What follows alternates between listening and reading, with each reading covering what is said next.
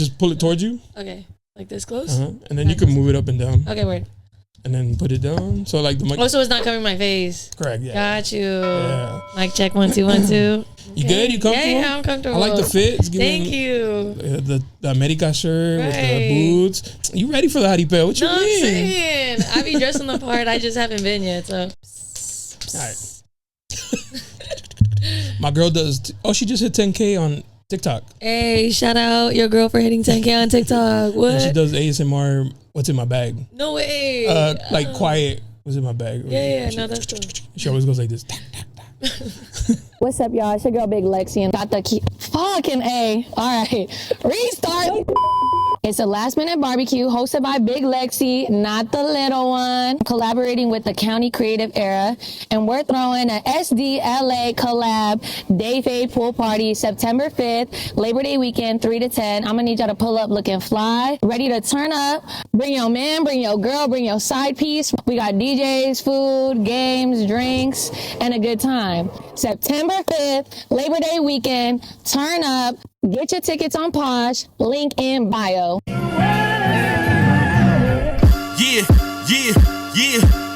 You looking for me, you can find me at the spot. Chopping it up with Jonah, we talking about what's hot on the block. Up in Dago, man, we bumping. Keeping it confidential, you notice how we coming, we in front. Looking for that real, better tune in and stick by. Put on for the city every time that I dip by. Getting to that gritty every time that we sit down. Promise you it's real every time that I get round. Come on. Been in the field playing, we work. Welcome back, Barbershop Confidential, the podcast. Your boy Jonah. And I have a special guest. I have Lexi. How you doing, Lexi? What's up? It's Big Lexi. Big Lexi with your chest. Right. How you doing? Good. How you doing? Good. Yeah. Good to see you again. No, we met. Let the people know how I met you. I was scrolling through Instagram and I came across your profile and I was like, damn, she could dress. I was like, let me ask her if she's down to do a photo shoot for the brand. Right. And then you were like, yeah. And you know what I thought it was funny? You were like, how much? And I was like, nah, for free. What you mean? And you were like, oh, okay, cool. Yeah, because I'm like, I don't really get asked to do things. And so, like, people always tell me that I dress nice and I just always taking pictures. But yeah, no one's ever asked me to do anything. And I don't know how transactional things can be, you know? I feel it. And how people are. So I just like to ask, like, oh, how much, you're doing me a service. So I thought I should pay a service back, And I thought, you're doing me a favor, so let me give you some gear. Yeah. We'll see. And then there we go. That's like a mutual benefit right there. Which is not always the case, though. Because I know somebody who has a brand, and he asked like some people he asked me, he's like, hey, you know anybody will shoot? And I was like, oh, yeah, I know this chick. And she's like, Jonah, do I get to keep the gear? And to me, I always say, yeah, like, why would I want to take it back? You know what I'm saying? Yeah. So I was like, let me double check because I don't want to say yeah. And he's like, fuck no. And sure enough, he was like, nah. And I thought he was joking with me. I was like, LOL. He's like, nah. I was like, oh, you're serious? He's like, yeah, nah. I was like, oh, my fault. Everybody has their own thing, like, whatever. But yeah, I get why you would ask, like, yo, is there a fee or something? Because it makes sense. Well, and I'm like a dancer, and I feel like sometimes with even like dance jobs or things like that, like, you want to ask, like, just in case kind of thing. Yeah, true. To make sure, like, everybody's on the same page. And sometimes that conversation can be uncomfortable, but I'm just like, nah, like, let's get it over with. What is it? What we doing? Yeah. Like, so, yeah. Just to clear it up, because previous guest, you're not that kind of dancer. Oh, no. No, not that. Yes, right when he said that, I was like... No, and what's funny is people ask me that, like adults, or like, I would say like men, but like people ask me that often who don't dance. They're like, what kind of dance are you talking about? I'm like, bruh, I'm not that kind of, no shade. Respect to those dancers. They are athletes. I love the queens, you know? Yeah, no, they're dancers, and like, that's like gymnastics all in one. Shit. So upper body strength, that's point. for athletic shit, but no, I'm on the floor, feet on the ground type of dancer. I had a girl, she's like, oh yeah, I used to dance, and like the lifestyle she was living, my mind immediately went to like that, and she was like, no, I did ballet, and I was like, my fault. You're like, oh shoot. I was like, oh, wrong one, my bad. My bad. Yeah, no. But I can hit the Dougie, hit the jerk, the cat daddy. Can you do the Texas bend? I love that Yeah, dance. I For can some do reason. that. I just watched videos on how to do it because I was like, oh, that seems like a new, or maybe I'm just not in the loop like that. Yeah, in all the different regions and states. Yeah, but more the regional thing. Yeah, yeah, but I was like, ooh, it's kind of like the Dougie, but its own little version of it. Yeah, like a little twang, little different. Yeah, a little southern twang. I like it. Yeah, I like it too. I be when nobody's looking, I'm like, You was doing it, practicing. So you do choreography. Well, anyways, back to what I was saying. Yeah. I asked you to come. You put some fire little fits together. Yeah, You took some cool pictures. Some flicks. I felt like you didn't like them. No, I did like them. It was more just like I'm insecure about certain things, so just nitpicking myself. Right. But I thought the pics were like fire. It was like I just also didn't want to post too many, but I thought the ones that I posted, I'm like, those are good. They're fire. Yeah, no, I got a lot of compliments. I do get often like, oh, it's not you, it's like how I see myself. Yeah. And so I learned to understand that how you see yourself is different than how the outside world. For sure. Usually one is a little bit harder on yourself than need me. So that's what's up. Yeah. But you also, I did see that you do choreography or you dance hip hop. Yeah. Okay. I do choreography, and then I've like dabbled a lot the past 3 to 5 years in like salsa and bachata specifically. Right. And so I try to do that as much as I can, but mainly like I've done hip hop majority of my life. So that's what's up. And you're Filipino? I'm Filipino and Mexican. That's what's up. Mi gente Latino. Latino. Whatever J-Lo said. And then in Tagalog? I don't know how to say it in Tagalog. Do you speak? Sorry. Konti lang. That a little bit? Yeah. Oh, okay. I had told somebody that I grew up in National City. There's a lot of Filipino culture is pretty heavy there too. Mm-hmm. And growing up, I've always tried to like find ways to like, if you're single and you want to date, you kind of have to like do homework on how you want to approach women or whatever, right? Right. So I used to ask like aunties, like, how do I say things to like grab their attention or something like that? And the only one I really remember was Mahal. Oh, Mahal Kita. Yeah.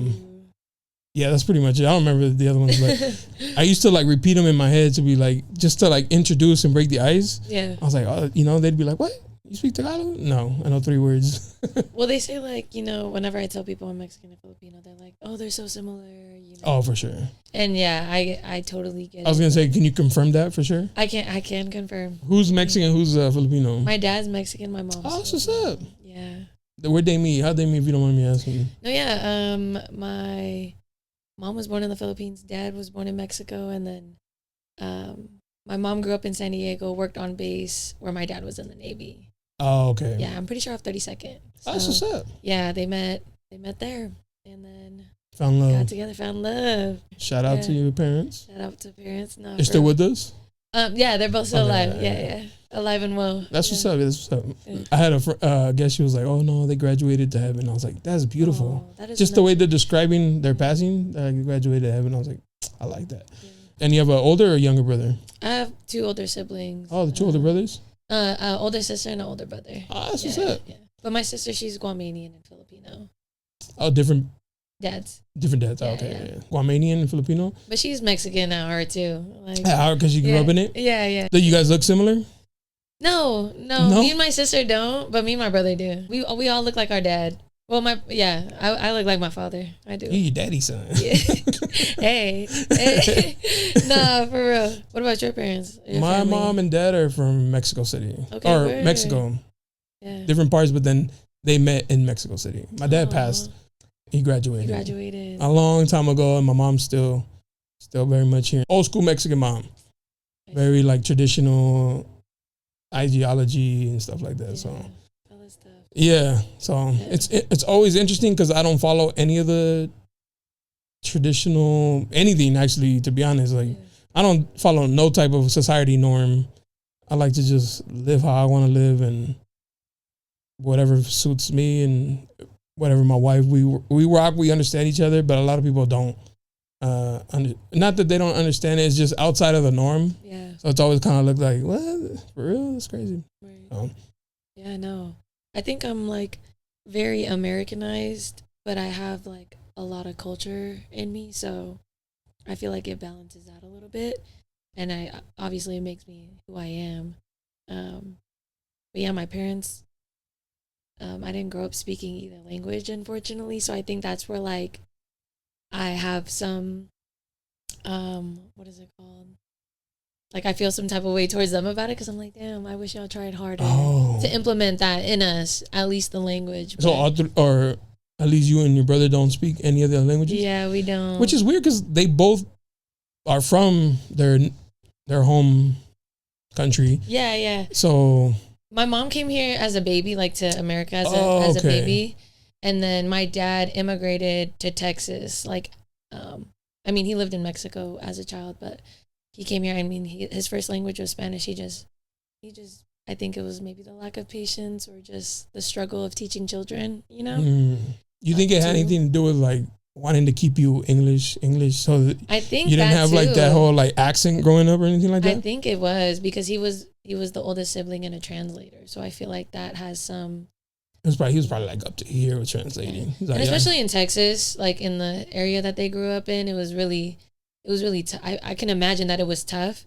Because when I took like a Chicano studies class in college, and one of the main things that I remembered is that specifically in like Texas and California, where Chicanos originated from, like that term, a lot of them were put into like speech classes because of their accent or because of their the fact that they speak another language. And I'm pretty sure my dad had something to do with that, and then the whole like racial issues going on, and so I feel like that did have an effect on all the No Sabo kids, you know, that have to go through that. I never even considered them. My fault. Yeah, that makes sense actually. Yeah, the No so Sabo I feel kid. like and as adults I know it's like my own responsibility to learn it myself, but at the same time, like it is hard when other life things get in the way and you can't dedicate, like you have to dedicate a good chunk of it and practice. And I'm not with my dad. Like I don't see him that often. So I don't really have anyone to practice with. And I don't have a lot of Mexican friends who like actively speak Spanish. So it's just one of those things where, unfortunately I don't. And I wish I could, because then that'd be cool. You know, I'd be like, yeah, I'm trilingual. And what? Why would I argue with you? Yeah. I know 3 languages. I could say fuck you in how many different languages? Putang ina mo. I remember that one. There you go. Right. Exactly. Putang ina mo titi bangho. Who's teaching you? That's growing up. Right. Just being around. One of my good friends is Filipino. That's so funny. You know, I taught him all the Mexican ones. He taught me all the Filipino. And you know what? I eat good all the time. It's best of both worlds, really. They used to call me Big Bag because I'm not physically a big bag, but like I can eat. You can put it down? I can get down, and I eat anything that doesn't eat me first, and I'll try everything once. So I'm always open to trying things. Damn. And if I don't like it, I don't like it. Right. But you know, I don't eat fish at all. Like no type of fish. I'll eat shrimp. Okay. Lobster because it tastes different, really. Or I'll eat tuna. What about like mussels, oysters? None of like shellfish. None of that. Okay. I had an oyster once because it was kind of like I'll try it once. Yeah. And I was like, why did you just give me a scoop of salt water? That shit was nasty, bro. Yeah. It's definitely acquired. So never texture, again. Taste kind of. But I do want to try caviar.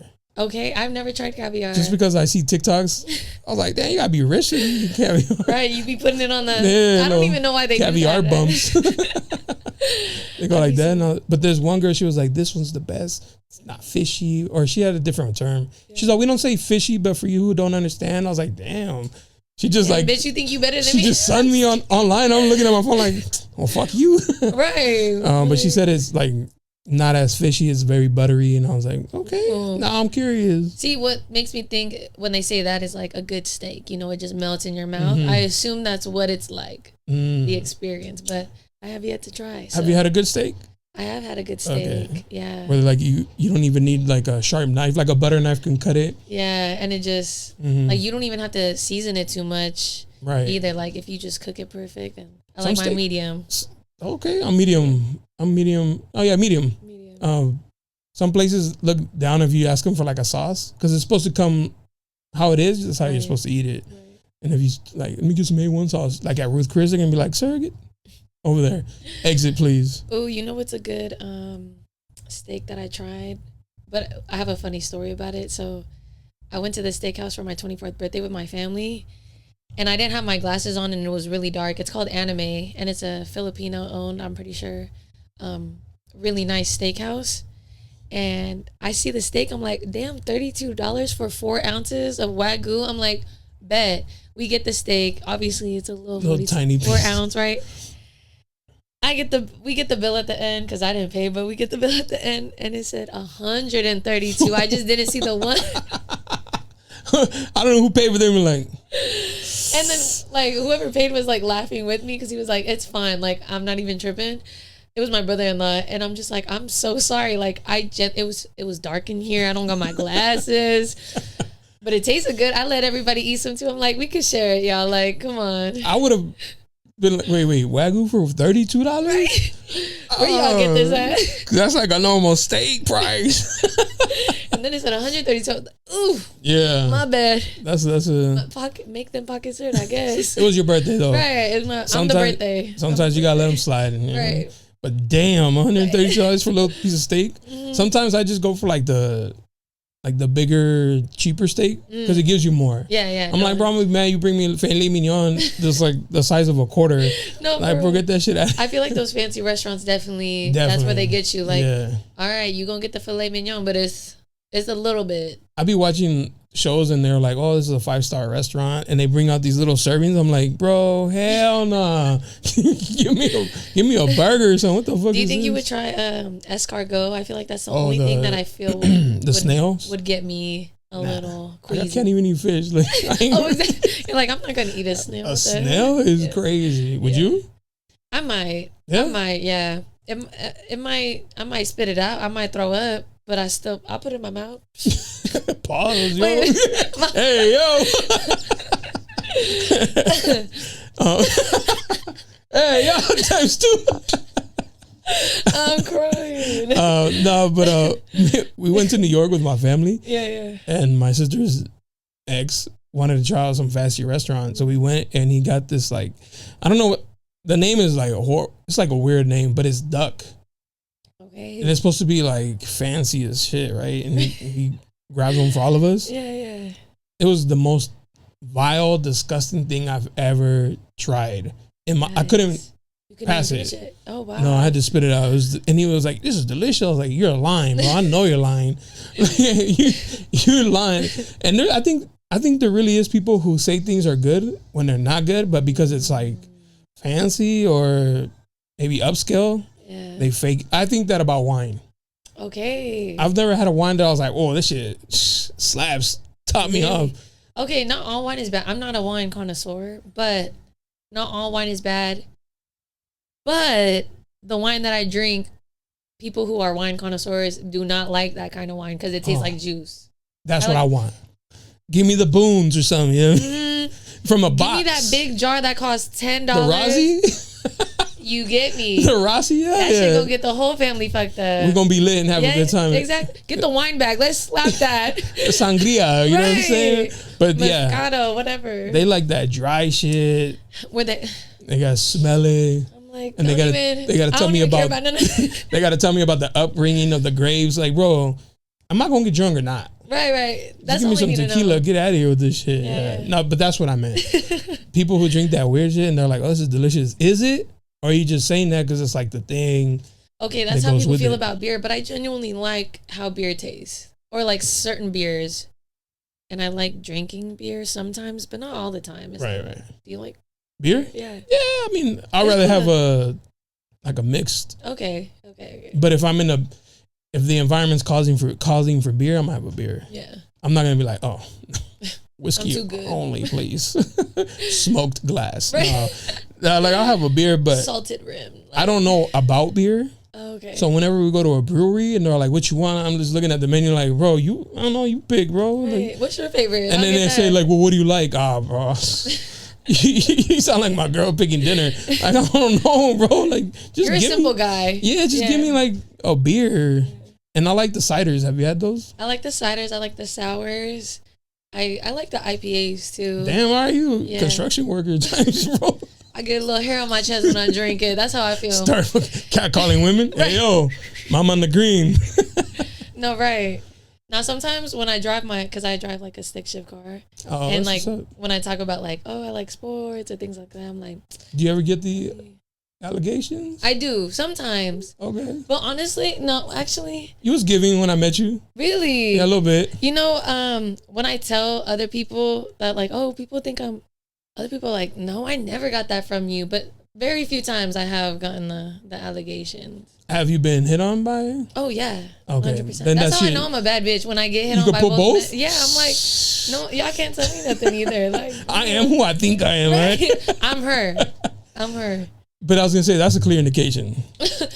Because they be knowing, like if they hit on you, they yes. So if they see you and they're like, oh yeah, that's my mom for real. Yeah. Then no, very very few times where girls are like actively hitting on me. I think for the most part, people are questioning it, so they don't. You think guys are like, I don't know. No, guys definitely. Guys don't give a fuck.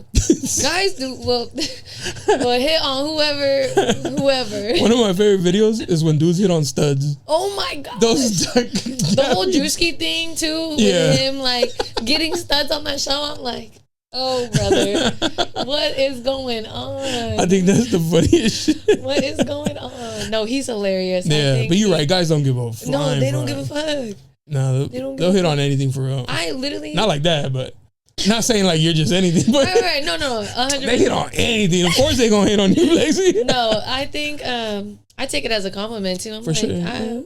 Thank you. Yeah. Thank you. I take your man and your bitch. And your bitch, exactly. Yeah, that's what's up. And your mama and your daddy and your granny, your sister, your brother. Whoever. Of age. Just for, you know. Yeah. keep it cloud Keep it PG. Yeah. That's funny as shit. Do you go out a lot? Because you dance? You like fashion? I'm not going to lie, I do. I love a good time.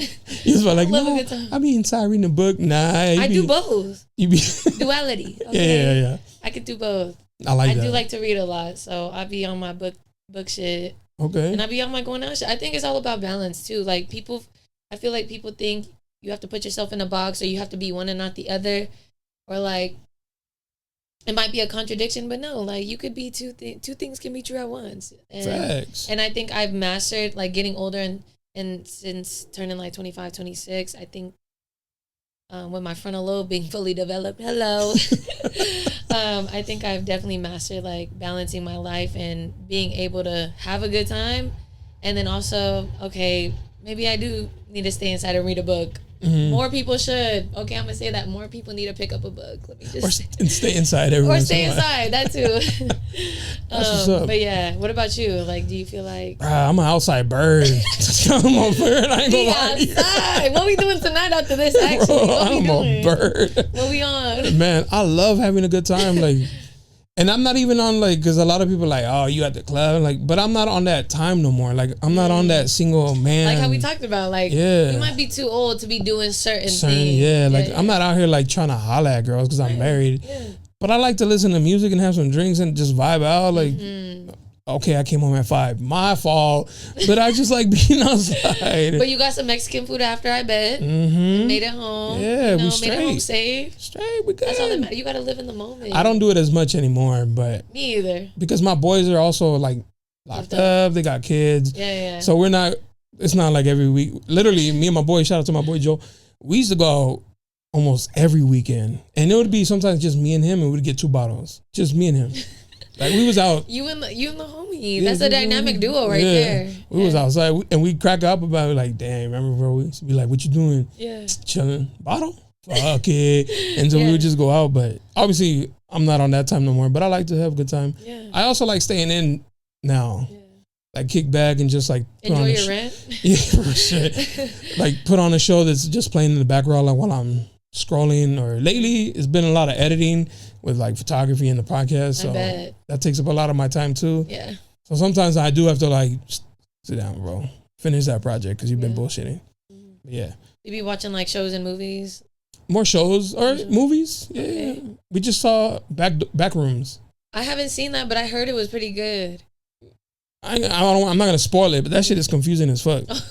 I just watched The Odyssey and Obsession. Oh, was it good? Odyssey. The Odyssey was good. I want to see that one. But I'm into like all that history? That history stuff. The Song of Achilles, which like has to do with that time period, and that book was really good. And I read The Odyssey in high school, so no, the movie was good. I want to watch it because the whole thing's in IMAX. Yes, So, and I watched it in IMAX. And like no CGI, everything's like for real. Yeah, I mean, it looked like it. Yeah, they looked like they was going through it. No spoilers, but like no spoilers, but you know the plot of the movie. But if you know, you kind of know what happens, right? Yeah, yeah. Obsession. Did you like it? No.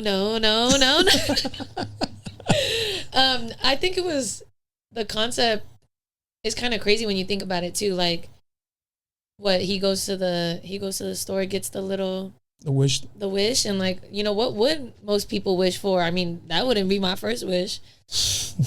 Why would I? Not even top 10, but love? No. Give me that money. Where my bag? Like the homie was like, I want $1 billion. That. And you know what?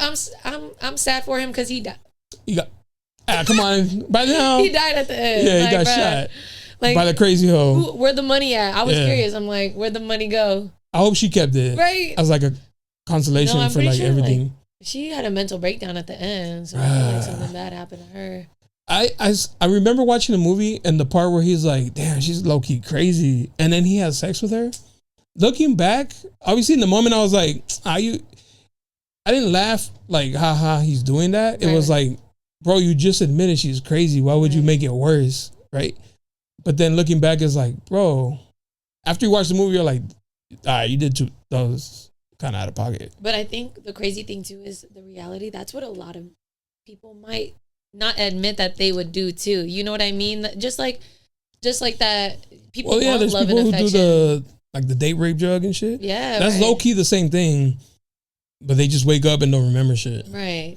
Yeah, that movie was a trip. I saw it. I was like, I thought this looks like a love story to me. Like, but then it wasn't. They was like, psych, nah. But there's girls that are low key like that.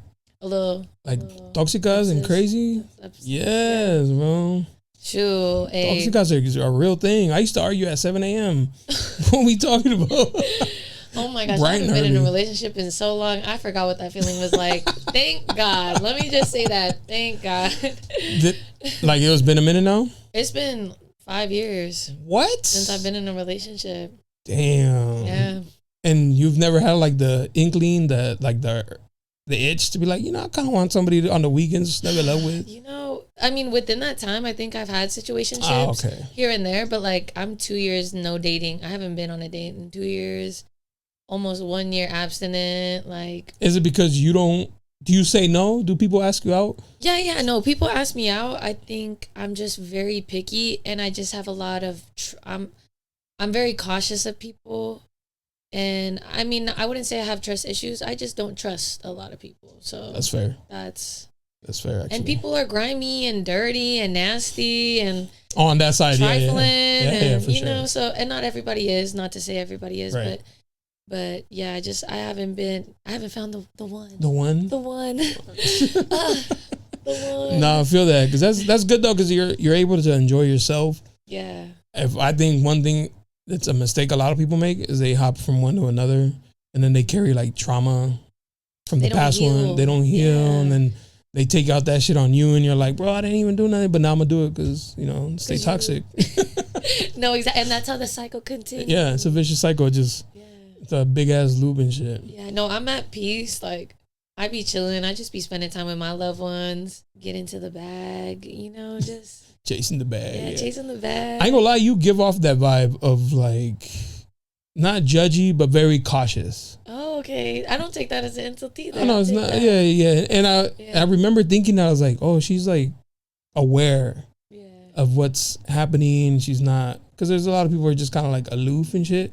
And I recognize that too. But from when I met you, I was like, oh no, she, I don't know. You probably had your experiences or anything, but I was like, oh, she's very cautious. Yeah. Like she's not the type to like give too much too soon to like a random person, which is good. I appreciate that. That's fire actually. Yeah. Because it's kind of like, no offense, but refreshing. And I preach to a lot of women in my circle and even like younger women, my younger cousins. They might get annoyed of me, but I don't even care. I'm very much like, do you, and as long as you're doing the right things, whatever capacity that is, and you're a decent human being, and you know the right things will come along. Not even just a man, but opportunities, certain like relationships with other people, jobs. You know, like you never know what's around the corner, and you just have to be like open minded, but also like just do you, because you know in history women have just always been controlled, and now we have the control and we have the power. So like, you know, just chill. Like, don't even worry about, like, love will come when it comes. Right. As long as you love yourself, that's the main thing. And so, yeah, because you want to enter, I think, any relationship, really, like for friendships or intimate relationships, 100%. Kind of in the right headspace to receive that kind of, because sometimes people are not on your time, meaning they're healed and they don't know you're not. So they're kind of like, come on. Like, hey, I'm here to be your friend, you know what I mean? And then your issues cause you to put up a wall and like clash. And so I think in any type of relationship, whether it be intimate or friendship, just be, you know, chill out. And be authentic, like be yourself. Like don't be tripping over these people. Like not having my phone for the past week and not having like no social media, you know, that if everything went down right now, none of that would matter. It wouldn't matter if you had 1 million followers. What if Instagram just one day shut down?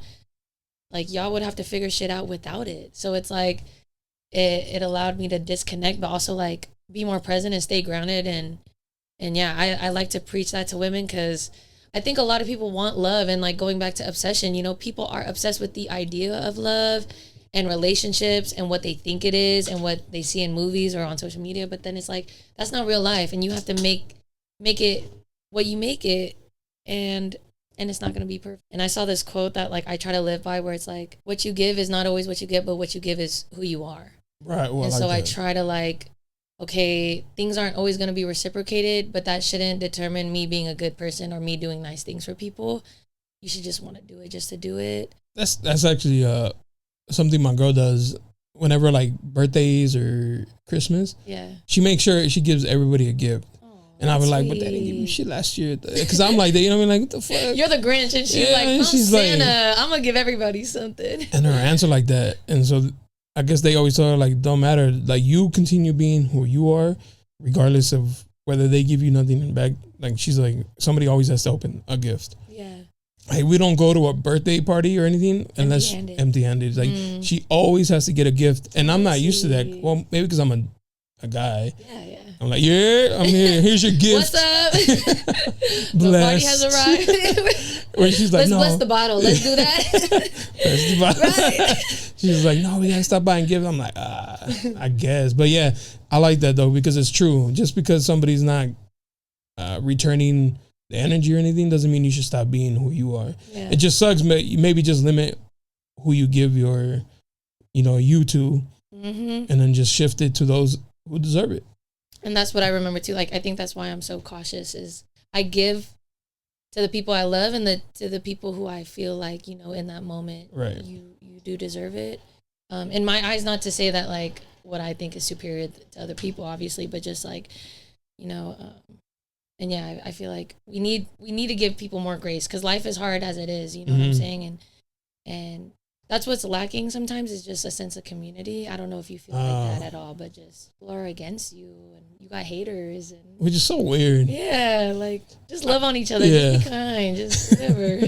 I think I come from a different generation than like what the current one. Yeah. So things that I see people are cool with, in me, I would have never been cool with it. But I kind of adapt to today and try not to like bring my upbringing, I guess, to like today's way of being. I just kind of take it for what it is now. But yeah, I feel like just some people move weird to me. Yeah. To me. To me. Right. What I think is weird is what y'all be doing. But no, people are weird. Yeah, there's of course the weirdos and shit. Yeah. But yeah, like there's always somebody against you, or somebody like the other day my homie was like, damn, they praying on our downfall. I was like, well, man, at least they praying. You know what I mean? Right. Unfortunately, it's for the wrong thing, but if they're imagine they're getting down on bending knee to fucking ask God to like pray for your downfall is crazy. Yeah. But to say that just people are just like that, so you just gotta stay on your path, stay true, stay who you are. The truth will reveal itself at the end. Yeah. and then that's it. So that's the best thing to do is just keep going. Yeah.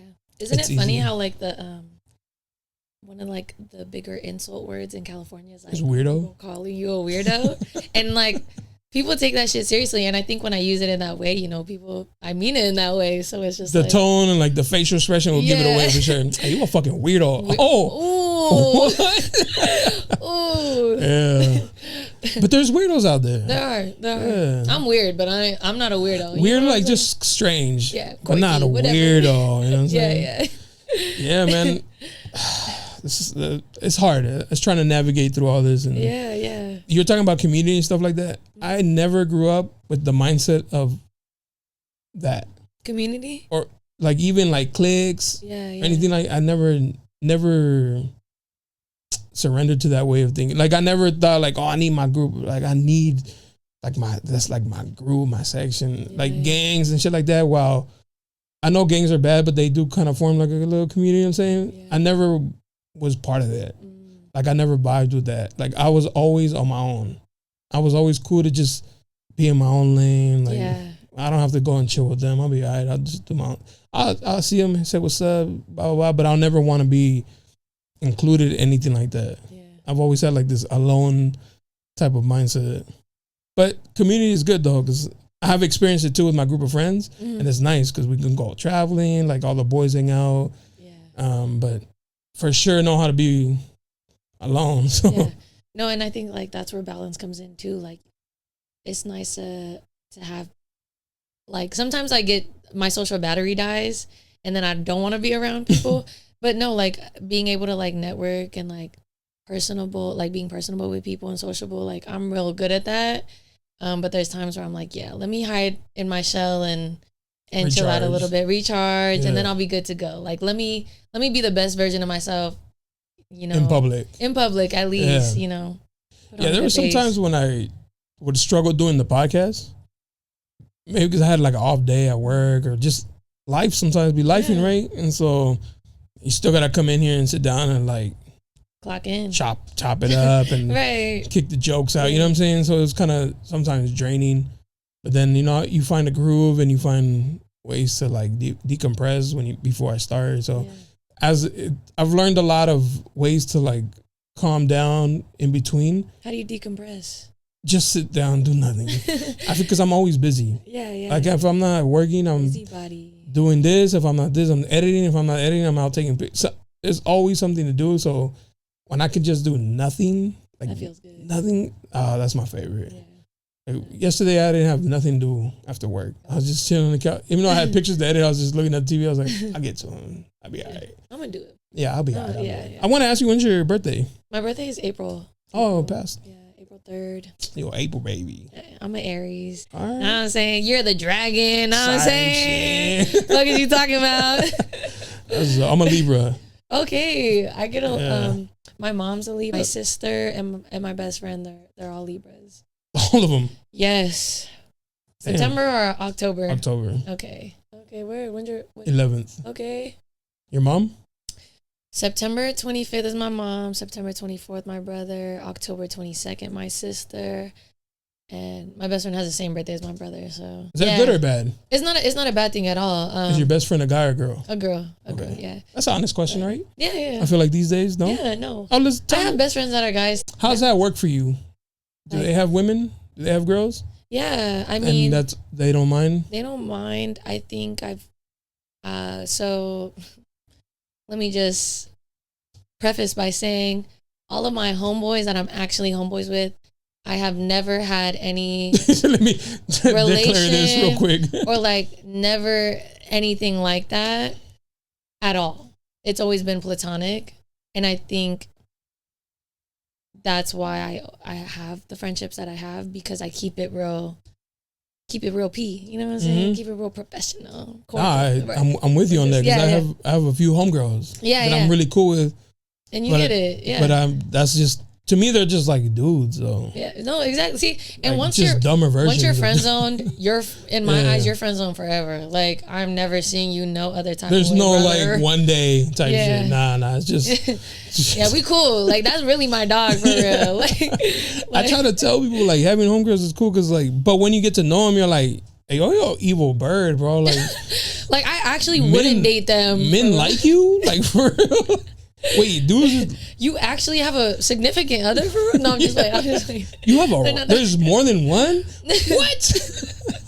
No, yeah, I think I've always been super cool with like just growing up in the dance community. You know, you're on a team with a bunch of kids who are both guys and girls, and you know, you just grow up together and you stay friends. And then as I've gotten older, like I be friends with old people, I be friends with young people. Like it doesn't matter the age or the gender. It's more of just like that connection and the vibe. Yeah. So, yeah, that doesn't really matter to me. In the dancing, I know you do like the hip hop stuff. Mm-hmm. Have you seen that new style of dancing? It was like in heels and shit.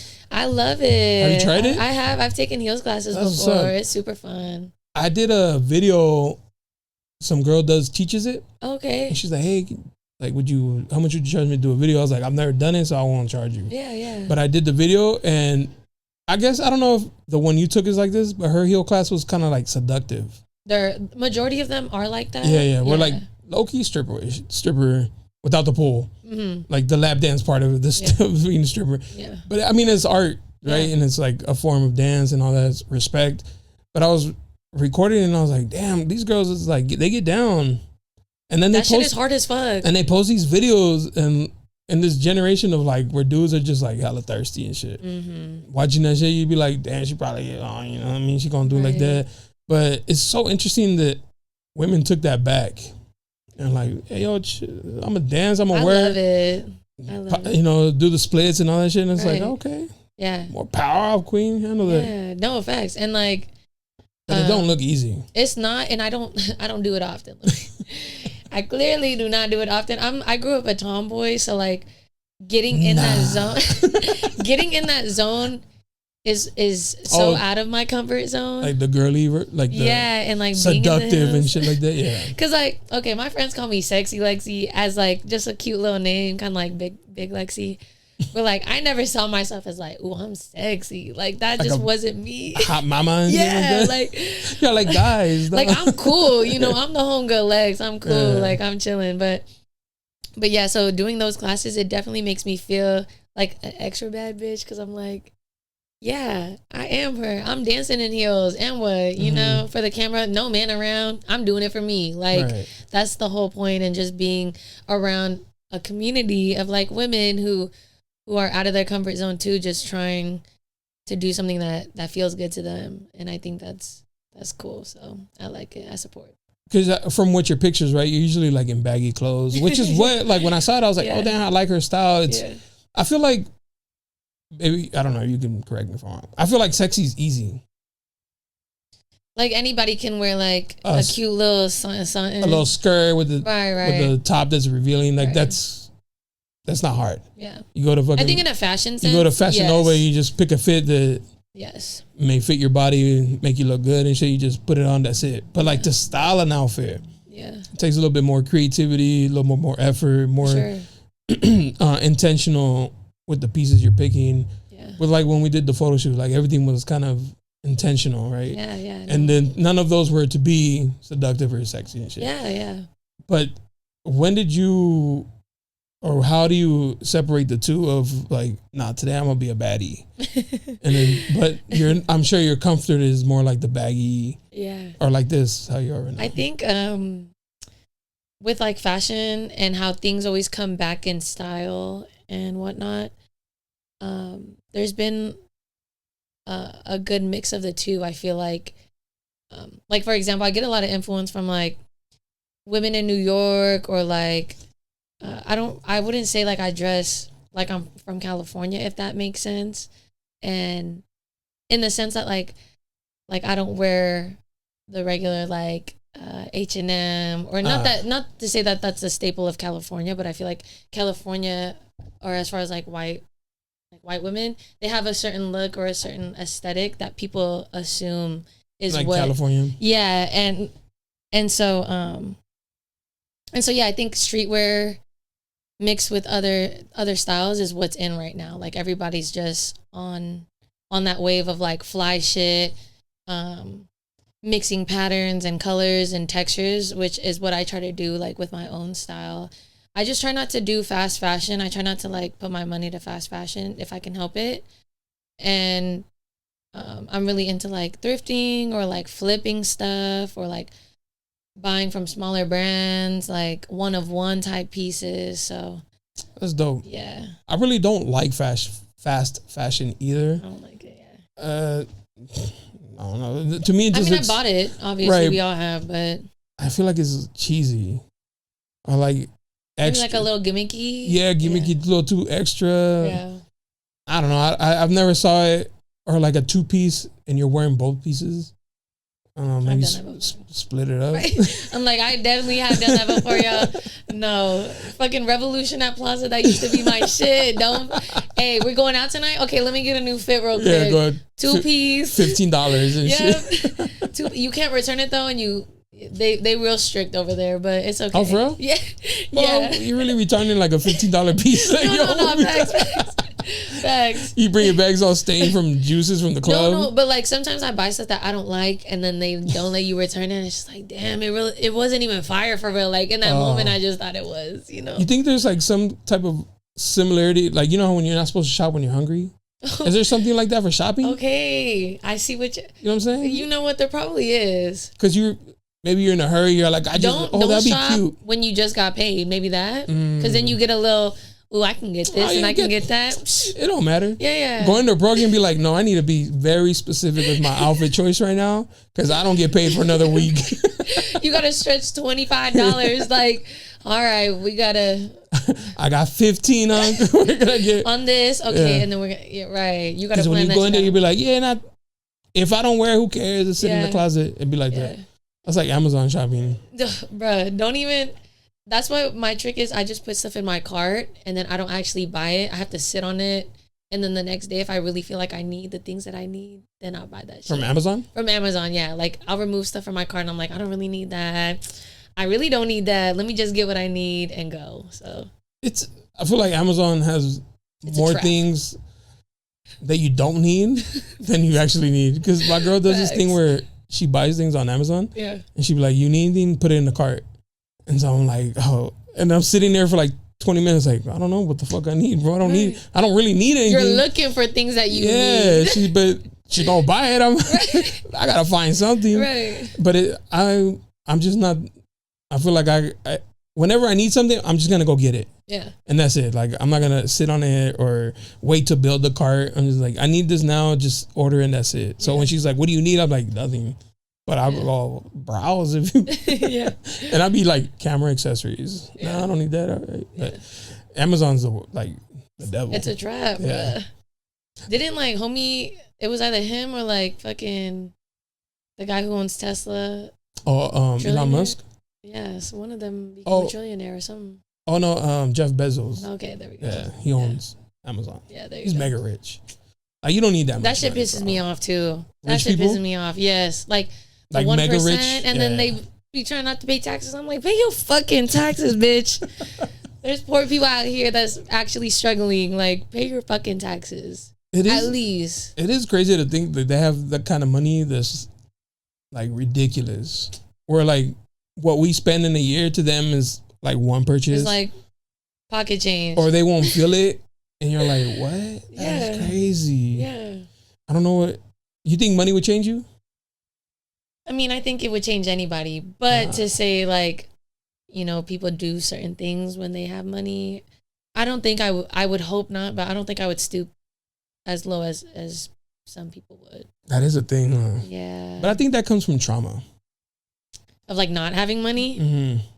Maybe. Because for instance, I've said this so many times too.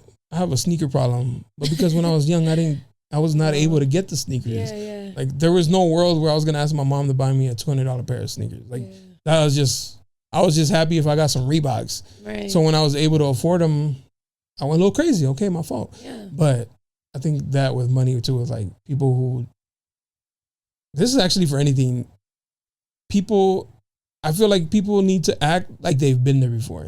Yes. Because a lot of people act. And you kind of expose yourself. People go places and they don't dress to the place. They dress how they think they want to dress. But there's time and place for everything. And people sometimes, like if you get free shit and you're just like, oh, I mean, free shit's cool. Free rhymes with me. Right. Right. But I feel like when you're like super excited, you kind of like letting people know like, oh, this is not common for you. Or like having nice things isn't like common. And it may not be, but I think you need to act like you've been there before. Yeah. And I got this from a running back in football. You like football? I do like football. You know who Barry Sanders is? I do know who Barry Sanders is. He never celebrated a touchdown. Not once. And they asked him, "How come you don't celebrate?" He's like, "'Cause I'll be here again." And that kind of like, I took that into like regular life. Like, I don't celebrate these little small things. Not that I don't get excited or I'm appreciative. I just don't celebrate them because that's not the end goal for me. Yeah. Kind of like Kobe, like job's not finished. Yeah. Like I'm not there yet. I'm not to where I want to celebrate yet. Yeah. So like the little ones, I don't really like, oh man. And maybe to myself or to my wife, be like, oh shit, that shit's fire. But I'm not gonna be like, and it's not that I take them for granted. You gotta act like you've been there before. Yeah. Like this is nothing new to you. Yeah. I think part of that is being humble too. And yeah. Like being able to recognize things and like in social situations, right? How you were explaining, not doing too much, like act like you've been there before because you're aware and you could recognize, and stay grounded and yeah, not give it away that you haven't experienced certain things or that you don't have this and that. Which, like the goal is to get that. Yeah. And get it, right? No, for sure. Unfortunately, we do live in a, like, how you act can affect you being there again. Yeah. You may not be welcomed back by your initial reaction of seeing something or getting something. Yeah. And the point is to get further into the room, not get out of the room and never back. Out, yeah. You know what I'm saying? So, because I see it a lot where people, like I grew up in, low income housing. Like I understand that. Right. But when you see like people do hood rat shit in the wrong places, right? Like if you're in a nice event or something, you're not going to talk to the people there like you would your homegirls. Yeah. Like you got to tone it back and be like, kind of code switch. Yeah. No, for and sure. I think that's what the thing, like, act like you've been there before. Yeah. So I don't know. That's just my take on. No, I agree. I think for people who like grow up in a certain area or like around certain people and then who don't know what it's like to get to those places, I can understand like, okay, yeah. But I think it's nice when you have people around you who call you out on that too and who can tell you like, okay, hey, this is where we going and this is how we finna act. Yeah, please. Be on your best behavior. Pretend we're going to church. Right. And your mom beats your ass. Put your best foot forward, okay? Because they say like a good name goes a long way and a good name is like money. It's like a transaction. Like not credit. A transaction, but yeah, like good credit. So I try to take pride in that and just, leaving a good impression on people, not being like fake, but just, like put your best foot forward when the time is right. When it's exactly. When it's especially for it. If you're trying to build something. Yes. Or put yourself in better rooms and stuff like that, and better company for whatever you're trying to achieve, right? Yes. I think just maintaining, kind of just code switching. You have to code switch to be like, all right, I could be ratchet with my friends. Yeah. Be like, yes, we at the club. Yes, I'm gonna shake ass. Right. I'm at a work party. Am I gonna shake ass at the work party? No. Yeah, I mean, you're not gonna grab your heels and start doing like a routine. Right. Exactly. I'm not exactly. You're just gonna hit it with a 2-step right here. Just boom. Maybe just hit the Dougie, keep it cool, keep it light. Just for them to be like, oh, she cultured. Yeah.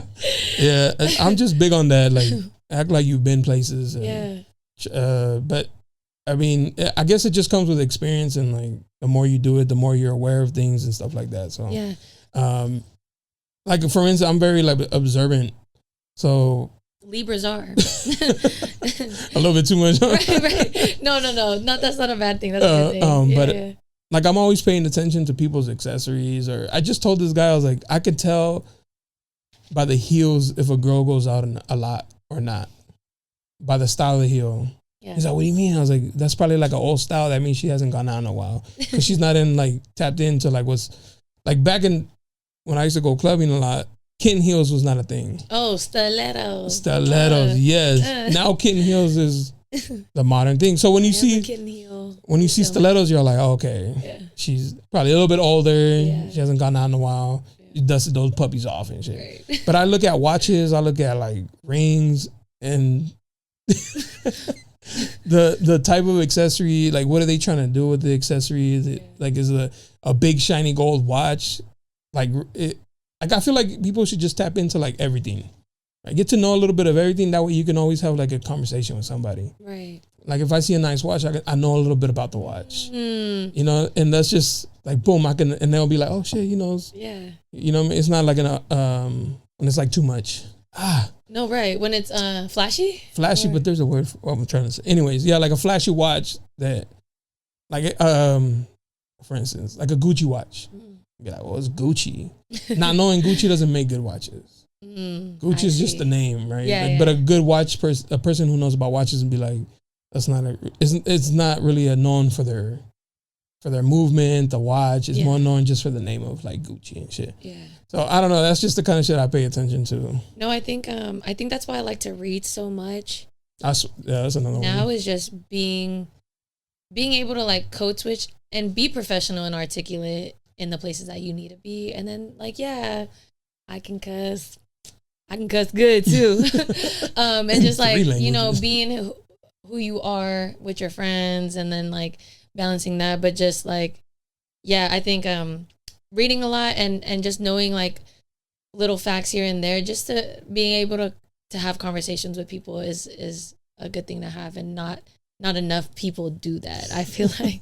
And I think partly it is the phones. I don't mean to be like an auntie, but like it is the damn fucking phone. It's the scrolling. It's the doom scrolling. It's the fact that like people aren't educating themselves on things that they're actually interested in. Like if you love to do something, why wouldn't you want to know more about the things that you're doing?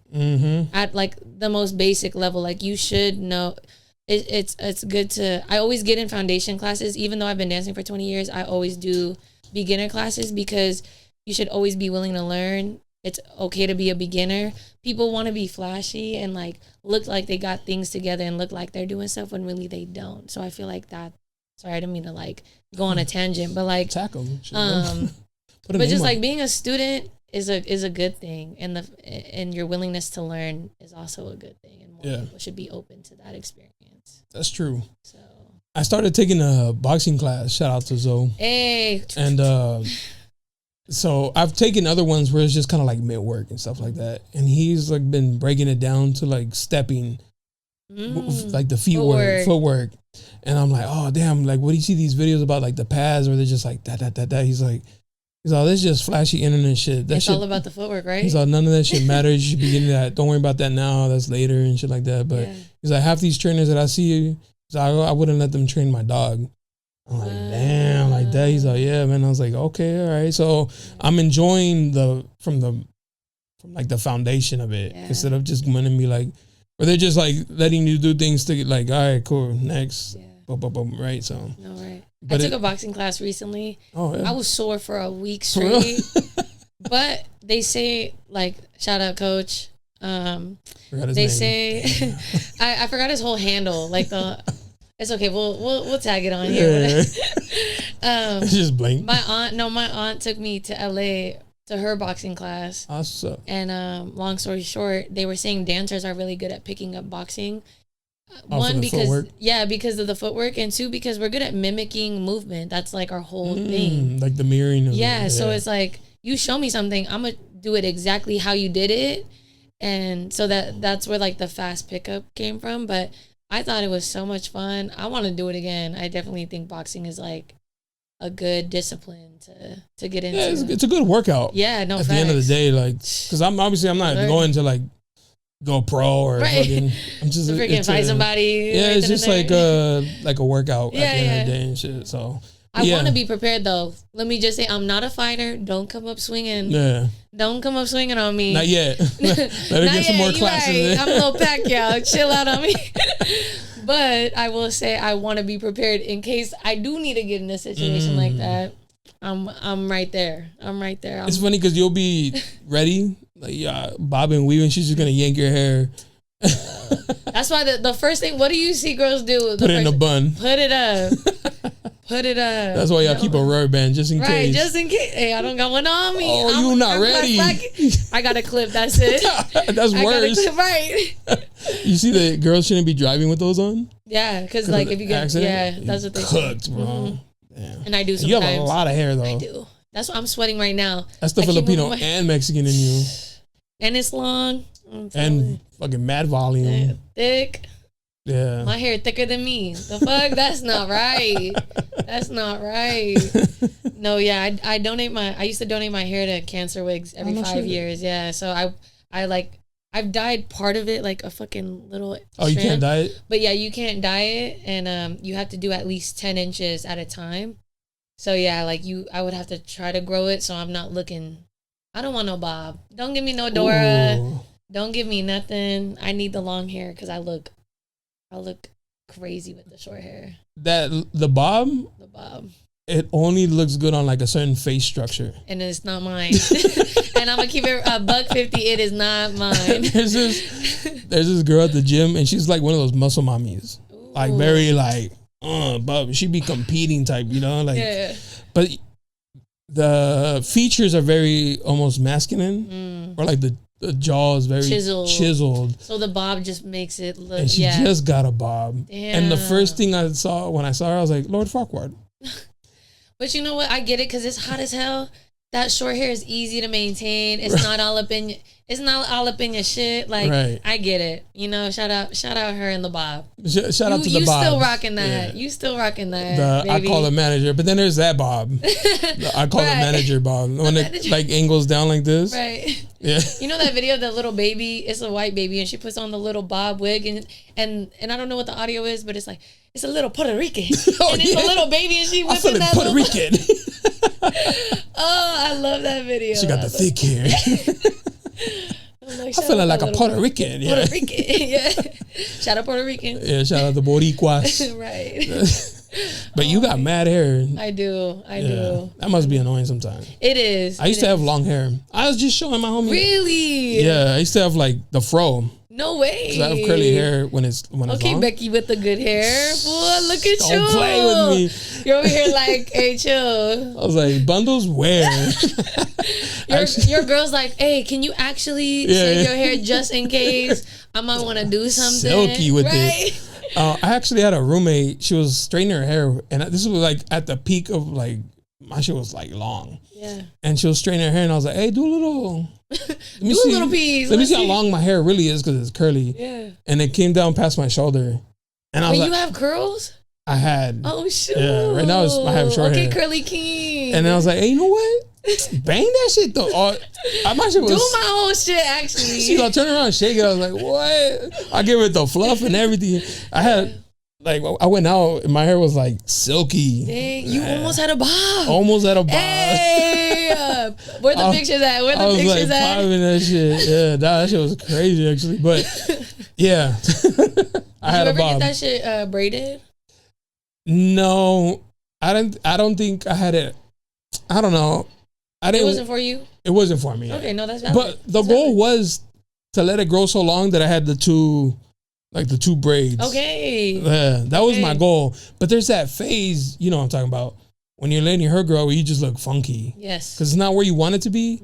And your hair is just kind of like not really in the place to do really anything. Yeah. So after that, I was probably had a hard time styling it sometimes. I did. And like guys, they don't be wanting to curl, fucking straighten that shit the fuck. Some activator. Blow dry that shit. Like, no, you want easy. Yeah, you want easy. Actually, I cut my hair because I lost a bet. Shout out to my boy. What bet did you lose? It was a football bet. Oh no. Because I'm a 49er fan. Oh no. Chargers? I almost wore a Chargers jersey today. And then I almost wore a Cowboys jersey today. Oh hell no. I didn't let the Chargers slide. Cowboys? No, but the fit was gonna be fire. That was crazy.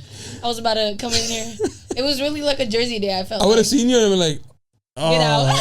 I don't feel good. Actually, I can't open the gate no more. It's broken.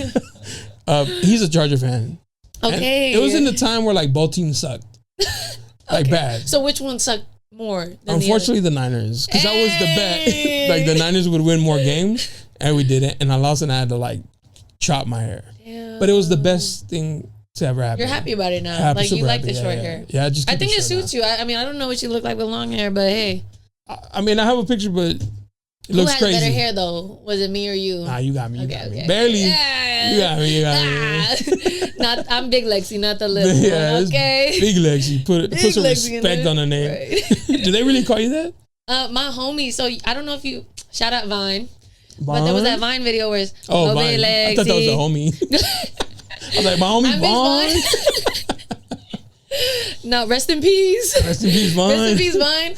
No, the video, go big Lexi. Yeah. Oh, that was your Go name. big Lex. So people started singing that when they would call my name, like my dance friends, be like, go big Lexi. And then they say, sexy Lexi. And I'd be like, yeah.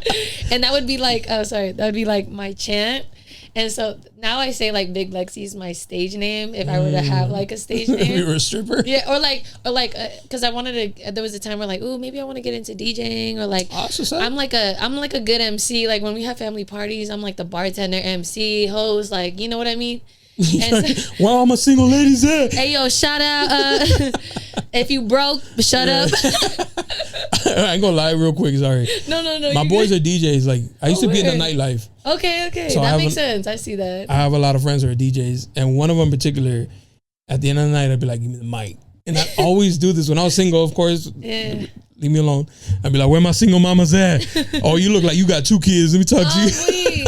Not you low key roasting and clocking them on stage. Yeah, that sounds like some shit I would do too. But I would be like blacked out. Yeah. So. And my boys would be like, "Hey, you was wilding, bro. You told take the mic. Cut the mic literally. off. One of my boys was like, bro, you told some girl she got mommy titties, bro. What's wrong with you?" Bro. I was like, bro, why would you? That wasn't me. That was what's your alter ego name? That has to be your alter ego. Kona. Kona, no. From the Big Island.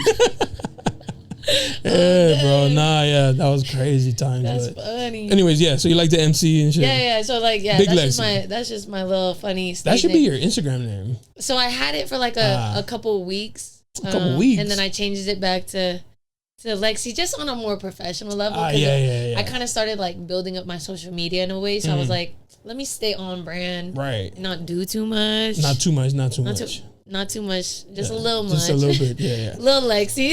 You kind of have to think about that too, huh? Like social media in that way? Yeah, I didn't even think about that. Well, like if you think about it as a tool, because some people, you know, they just post whatever. It's like their Pinterest. And I think of it like that too, but on a professional level, you kind of have to curate Especially if you want to use it to get you further or something. Like, I'm not trying to be an influencer. Right. But still, like, you want to be able to attract certain people. Demographic or whatever. Yeah, people like me who think, you know, my shit cool, fly, whatever. I think about mine's pretty crazy. Fucking Jonah. Oh, is it? Yeah, my personal is fucking Jonah. Because like my friends would be like, fucking Jonah, bro. Because I'm always saying some like wild shit. So you were like, Instagram handle quick. I'm like, you know what? Right. I didn't even think about it. But yeah, thankfully, like I have this strict thing with coworkers and working. You don't follow up. I'm Jonathan at work. That's your name? My name is Jonathan. That's what and they'll try to be like, is John? I'm like, Jonathan. Don't disrespect my mother like that. Yeah. But in the like real world, it's Jonah, right? But there's a hard line of like, I don't mix the two at all. Oh wow, no, that's like, and I think that's the hard time I'm having right now. Oh, bro.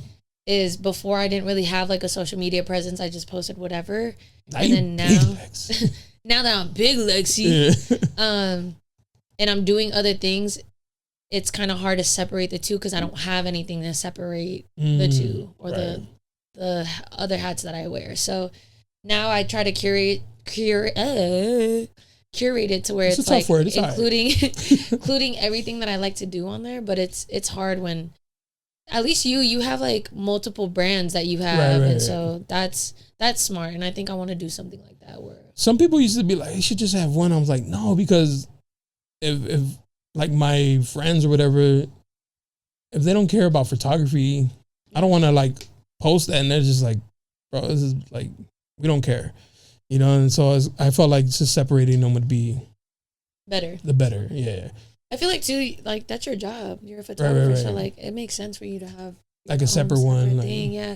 Because people who want to work with you, they need to be able to find it easily accessible, right? Not scroll through like me with the homies and be like, wait, is this a professional picture or like, what is this? You know, so it's very just separate. I mean, mind you, I followed you on, like, you found me on Yeah, your yeah, Instagram. on my photography. The photography account. And then I only followed you on that for a while too. Yeah. And then everything else kind of just.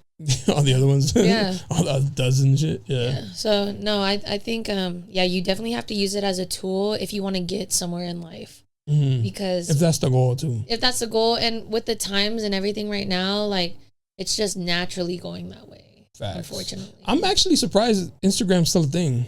If I'm being honest. Oh my god. Because I remember, I'm about to age myself. I remember MySpace. Okay. And MySpace was low key short lived. Was it? Yeah, like MySpace was like. What about Tumblr? But those were very like niche.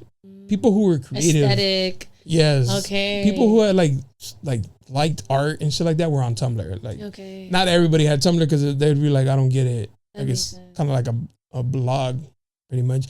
But MySpace was like the thing, but it was so short lived because then Facebook took over, and then Instagram, and like then Twitter. Instagram still Instagram is still popping like a thing. Yeah. Like, do you judge people off their Instagrams? No. You don't ever like men like go through them and be like, oh my boy, you're the main character. I don't like this, or damn, there's no effort in here. I don't judge them if they like don't post at all. Shoot, I'd prefer them not to have an Instagram. Okay, hit me up if you don't. You might not even see this. But no, I don't judge them on their Instagram. I think if I were to judge, because we all judge, okay? No saying. Come on. Shout out. No sayings, you know what I'm saying? I think if I were to judge, it's only like if they're hella flashy and just like corny. Like you out here with a money spread in 2026. What we really doing? Or the money. What's really the goal? The money phone. Yeah, like that's crazy. If you stand in front of your car, like let's grow out of that. Like let's do something else. Right, you know, yeah. So just little things like that where it's like not really like, big. We know Facebook. We know Instagram's not a real place. Right, exactly. But don't make it too obvious that it's not real. right. Don't act like you've been here before. Yes, act like you've been here before. People who had the money, don't be doing that. Right. Yeah, no, I get that. And I just think like I find it funny who like men who like will hit on me who are like that or who slide in my DMs. And I'm like, damn, what about me is given that I like what you got? You know what I'm saying? I'm like, damn, I'm doing something wrong. Oh, are those rhinestone pants? Oh, that's daddy. We're not even finna get into no, now I have to. I'm weak. It's a pandemic, guys, for you real. guys can have the rhinestone, whatever. Like, do you be yourself? But I'm not gonna be dating a guy that got rhinestone pants. That's just not me. But like, I'm not gonna sit here and make fun of it. You know, just do you. But like, don't wear them around me because I will roast you. Like at the end of the day, like you're gonna hear something from me. I saw a TikTok. This girl was like, I just heard the funniest thing that guys wear the rhinestones because birds are attracted by shiny things. Stop. And I was like, yo, y'all got how do you feel about that term of like women being birds or like it doesn't even have to be associated with women, but I guess just birds in general. I use that word often actually. Okay. I be like, that bitch is a fucking bird. I'm with my girl, right? I'd be like, you're a bird, bro. Yeah, I think like male-centered women can be birds sometimes. Men what? Male-centered women that like look for validation from women. No, like male-centered. Or sorry, you said women who are male-centered. Oh, what the yes. Fuck? Those are birds. Can't talk. Yes, they 100%. Can be birds. Pygmisha. That's what I call them. Pygmisha. I love that. You like the I love that. That's what I call them. I'm like, oh, she's a Pygmisha. Oh, girl, Pygmisha.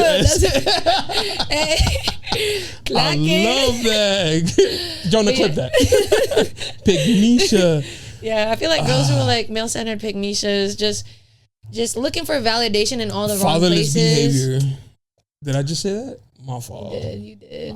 Triggered. And you know what? Triggered the birds. If you're triggered right now, you're a bird. Go to therapy or do something. Okay, get the roses. Get that out somewhere. I don't know. Charge it up. Something, do what you gotta do.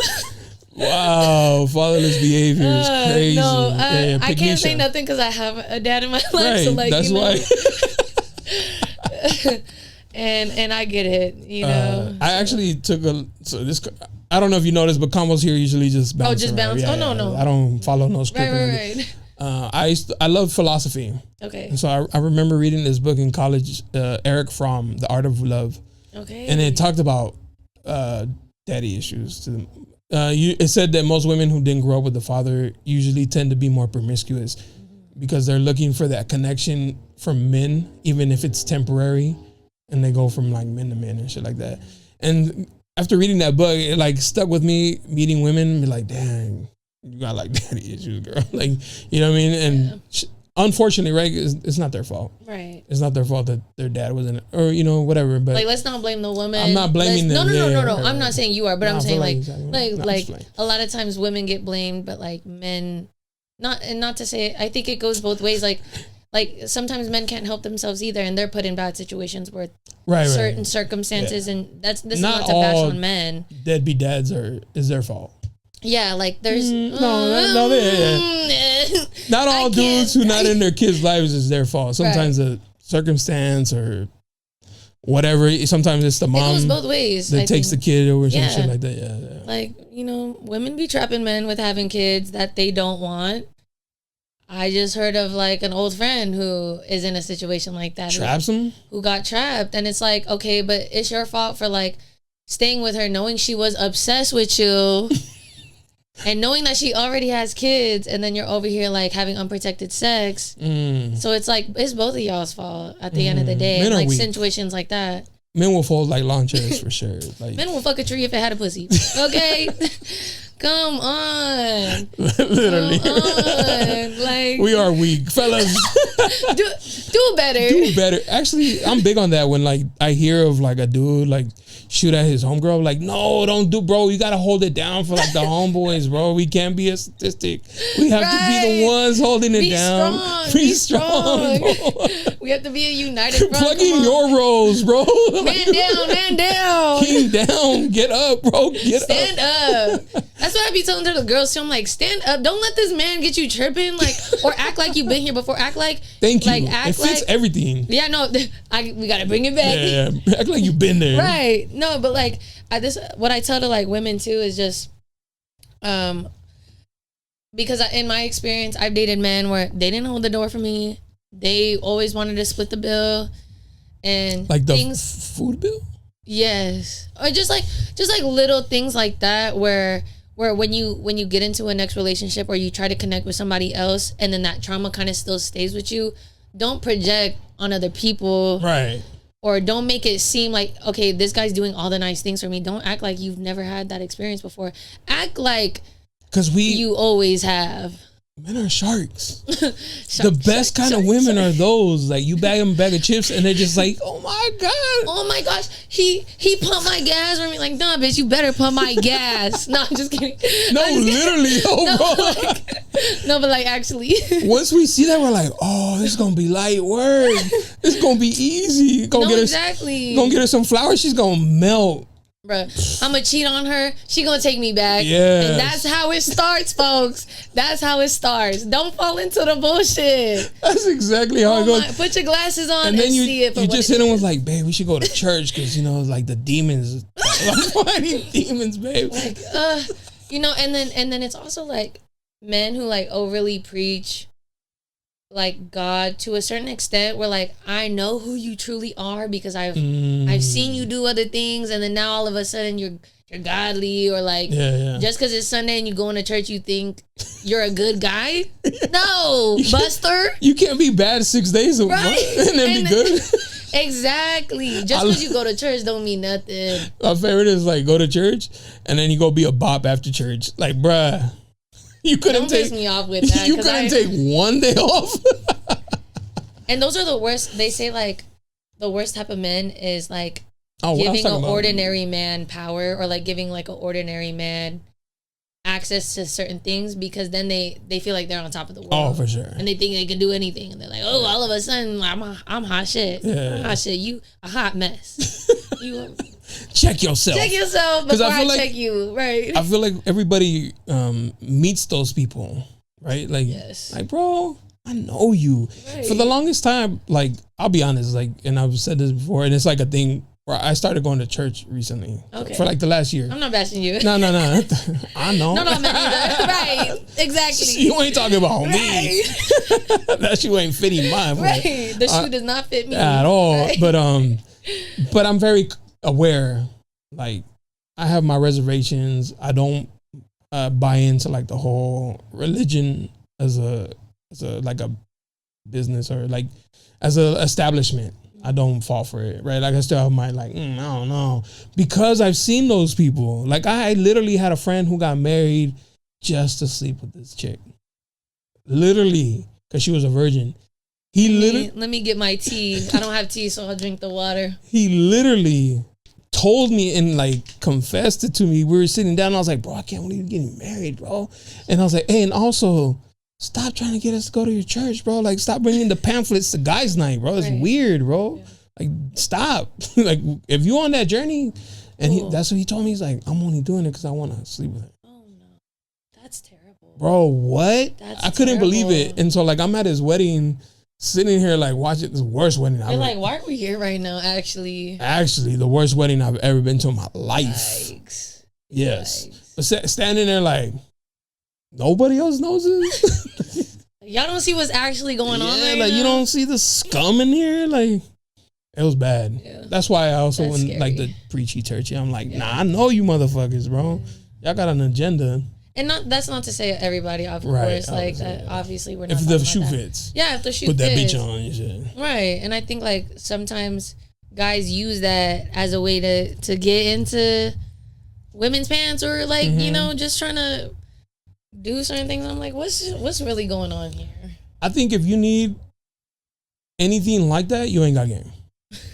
It's even beyond having game though. It's just like, what kind of person are you? Like Evil as fuck. like evil as fuck. Like if you need money to pull, you ain't got game. right. If you need to like manipulate and like lie, you ain't got game. Mm-mm. Sorry. King's down, but Would you better. say when you were single, would you say like you had game or like you were kind of one of those guys that like, I just like to chill and like whatever comes to me kind of thing? That was literally me. Okay. But I was very much like I'm a hee ha ha my way into it. You funny. Hey, you know what? I'm the same way. Guys are easy that way. You make them giggle a little bit and shit. Draws is off, bro. What you mean? They say, well, where's the bed? Roll the boxes in the corner. But yeah, no, like that was, but I was very, I never wanted to come off thirsty. That was like for me, it was like, bro, I never want to be that guy that's like, or trying too hard. I'd just be like, if it comes to me, cool. If not, like I ain't tripping and shit. Yeah. But it was more of like, I'm gonna be the funny dude and shit. Yeah. Okay. Never spending money. Like I was never tricking. I never had it like that. Hey, like, shout out tricks.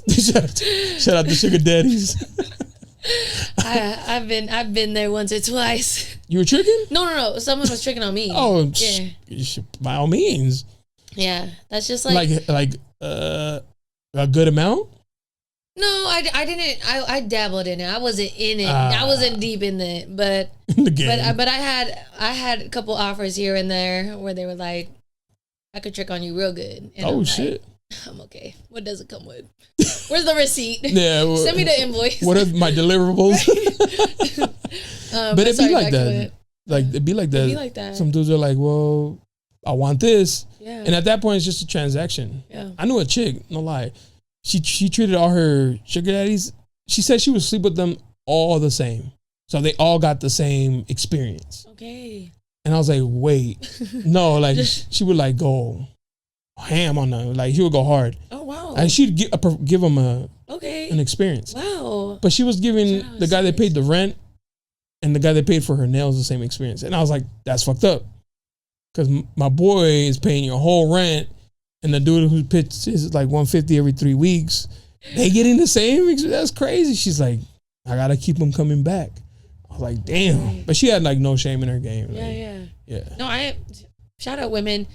Shout I'm out all women, about period. women who like fucking use men to your advantage and get to where the fuck you need to get to. You gonna do my kings like that? Because at the end of the day, men are dogs. You just said men are sharks. They're gonna do whatever's in their best interest, and like you know that should not to say that everybody should have that mindset, but at the end of the day, you have you. And if you could recognize a situation that's like you're not about to don't fuck over good people. Okay, don't be doing that. But if you could tell they're trying to fuck you over, girl, check me. I'm gonna get you first. Hee hee ha ha. Who's laughing now? But sometimes feelings get in the way. Yeah, no, for sure. That's where like it fucks everything up. Yeah. Like, if both parties were on the same page, it's just a game now. Yeah. Who's gonna outdo who? And that's the toxic. Yes. That's some toxic behavior that can happen. You know what I mean? Yeah. But I'm all for like women. If you have to use a man to like get to where you need to be in the most humblest way, do that. Like, come on, do that shit. Okay. We're at a disadvantage. Come on, do that shit. You low key you gotta find a way. You gotta. If there's a will, there's a way. Yeah. And if there's a man in the way, then move, bitch. Yeah, move, bitch. Shit. Even you think that in work too, or just like in other aspects of life? I think that's like a hard. Because usually That's situational. when you think like for it to benefit you, you think work. Yeah. How can I advance my career a little bit quicker? Yeah. And you also have to be super headstrong to be like, I'm going to be the allegation. I'm not beating the allegations. Like, I'm going to be the rumor in the office of how I got this position. You know, I'm all about keeping it classy. I think there's a way to go about things with still keeping your dignity. And I guess you can, like, if I were to make an analogy, if you really have game, especially like in a professional place, you don't have to use your body to necessarily do that. There's other ways you can outsmart people, or you could just, you know, if you're you don't even have to be like to go to school to be educated or to be smart. You know, if you know how the world works and how things go, then you could easily, you know, slip in and out of things or like work your way up in the world. And I feel like, you know, do what you got to do, sis. Sheesh. Do what you gotta do. I feel it. Speaking of like women's mental health. Yeah. The whole, I'm not saying you do or have or will, but like the OnlyFans, I've had girls on here who've done it and they say it's like torture. Oh, wow. On their mental health. Like deteriorating. How all the shit they got to deal with that comes with that and shit like that. And so, but you being like such an advocate for women of like, do what you got to do. How do you feel about that part of like that path of like doing that? If we're going to say like, oh no, women do what you need, or. I think I still stand by what I said. That's my man. And I mean, yeah, shoot, get the bag. Get the bag. But don't let the bag get you. Don't let the bag get you. And I feel like don't let things consume you.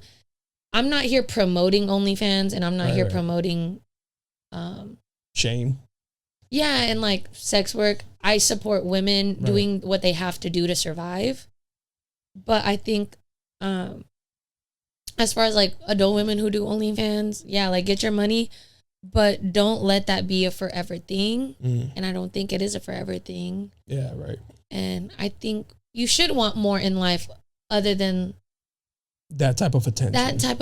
Or that type of money. Like not all money is good money either. And like I think as I get older too, you outgrow certain things, and you know like, are you still gonna be 45, 50 years old doing OnlyFans? I don't know. Maybe. No shame in people who do, but like realistically, you know, probably if you not. have a family, you're not gonna be over here like, yeah, do this, then that. Like, no.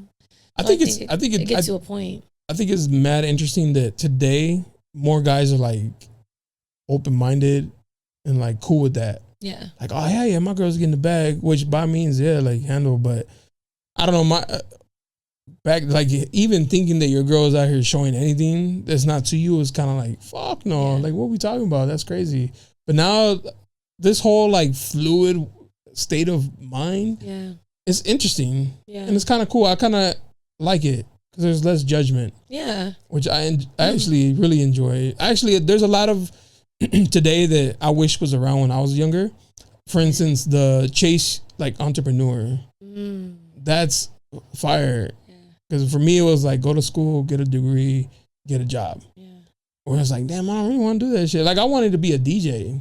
Oh, word. Yeah, and my family was like, no. Yeah. Go to school. Like if you're not going to school, you better have a job. Where now I was like, no, and I wouldn't like, hell yeah, go buy a camera, go be a photographer. Like, you want to be a DJ? Go be a DJ. Trust me. Don't listen to your parents. Go and like do whatever you want. Yeah. You can always go back to that. No, for sure. But I think, like, personally, I mean, my family pushed like education and following a certain path too. But I think just being a naturally creative person, I'm all about like duality and going back to that and just finding a balance in everything. And I think my parents did a good job of like supporting my dreams, but also like pushing me to pursue an education. And I think more people should do both because it is doable. And it does sound like a lot, but I feel like when you're not out here like looking for a relationship and that's the only thing you want in life, and you focus on yourself and like, okay, I can have a career, and then there's hobbies or there's other like creative things that you could do.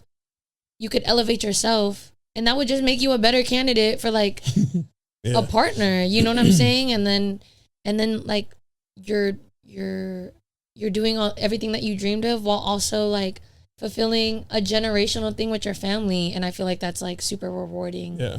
And that's what I'm trying to do now. Like I'm going back to school next month to finish my bachelor's because I'm like halfway through. And shout out Cal State San Bernardino. Hello, Coyotes.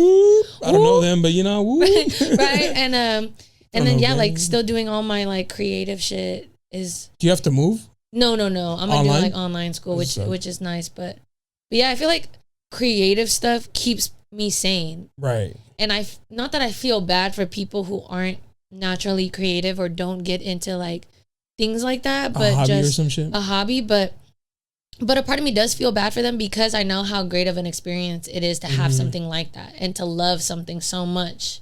Yeah. That is like a craft of yours. I think it's important to work because you got to pay your bills and you have a lifestyle you want to live or whatever. But I don't think your personality should be your work. Whenever somebody asks me what I do for work, I always brush it off. Like, nah, it doesn't matter. Yeah. Like, let me tell you about my photography. Let me tell you about the podcast. These are the things that I spend my personal time on. Facts. That I enjoy doing. This is like a creative side of me. Like, but what do you do for work? Like, who cares, bro? Right. Like, fuck my job. Right. I clock in, I do my job, and that's it. But let me tell you about the things I'm actually interested in. Yeah. So sometimes I sit back and be like, people really just go to work and then go home. And go home and then. Or like go out and then like have the occasional outside dinner and that's it. Like I think my life would feel pretty like meaningless and boring. No shame to them because maybe they find complete bliss and joy in that. Right. I could not. To each his own. Right. Like, to me, I could not. Idle hands. You know what I'm saying? Like I need to be busy doing something, especially creatively stimulating. Because I would go crazy for sure. No, that's how we stay sane. Yeah. You know? And that's what I think about it too, is like, and not to talk about zodiacs too much because I feel like, oh, what's your zodiac sign? That's the thing right now. But I feel so connected to my zodiac sign in a way that's like Aries are known to be very bold, fiery, selfish. Oh, dang. I don't think I'm selfish in that way. Okay, wait, we're gonna backtrack to that. But just very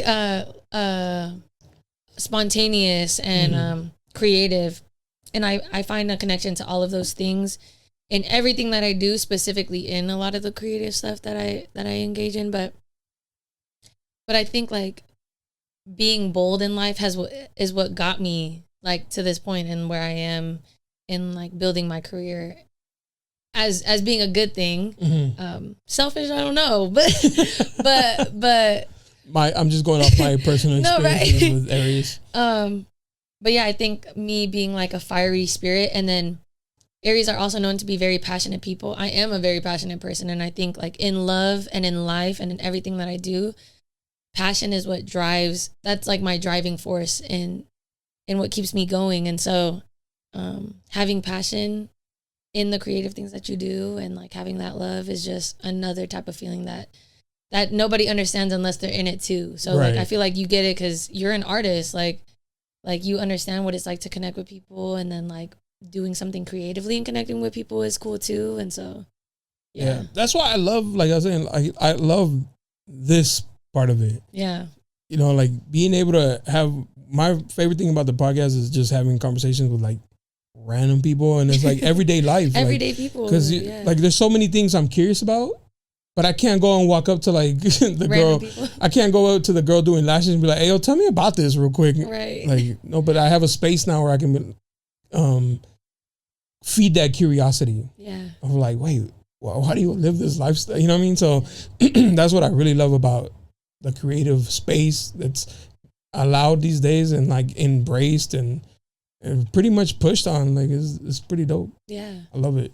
Yeah. I think even like when we were talking about like, you know, some of the stuff that you wish was in your generation that's happening now, and like people having the freedom to just, I think having the freedom to choose is such a big thing. Part. Like choose, you have the power to be anything you want, do anything you want. It's at your fingertips. Like you just got to go and get it. Right. And so that's like the cool part about like this creative world that we're in right now, and social media, and like, yeah, I mean, you can connect. I think the pictures that we took, I didn't even realize it until today, but I was going through Instagram on this other phone, and a clothing brand from France had commented on the pictures that I posted that you took. And it's a pretty decently, like it had maybe 40,000 followers. Oh, that's what's up. And I was looking through their clothes and their models, and I'm like, this is actually fire. Like I fuck with it. And it's just like crazy how, you know, if you don't put yourselves in certain rooms and connect with certain people, then you wouldn't be exposed to so much and all of these opportunities. And and that's like the crazy thing. Like any place, anytime, you really have to just make the most of it and kind of just, you know, your name is everything. So I be telling people, I'm like, okay, where can we connect? How can we work together? Where is this middle ground? So here we are. Literally. Here we are. Literally. I always think about that a lot. Where like, damn, if I wouldn't have gone that day, I wouldn't have met this person that led me to this and this and this and that and this. Yeah.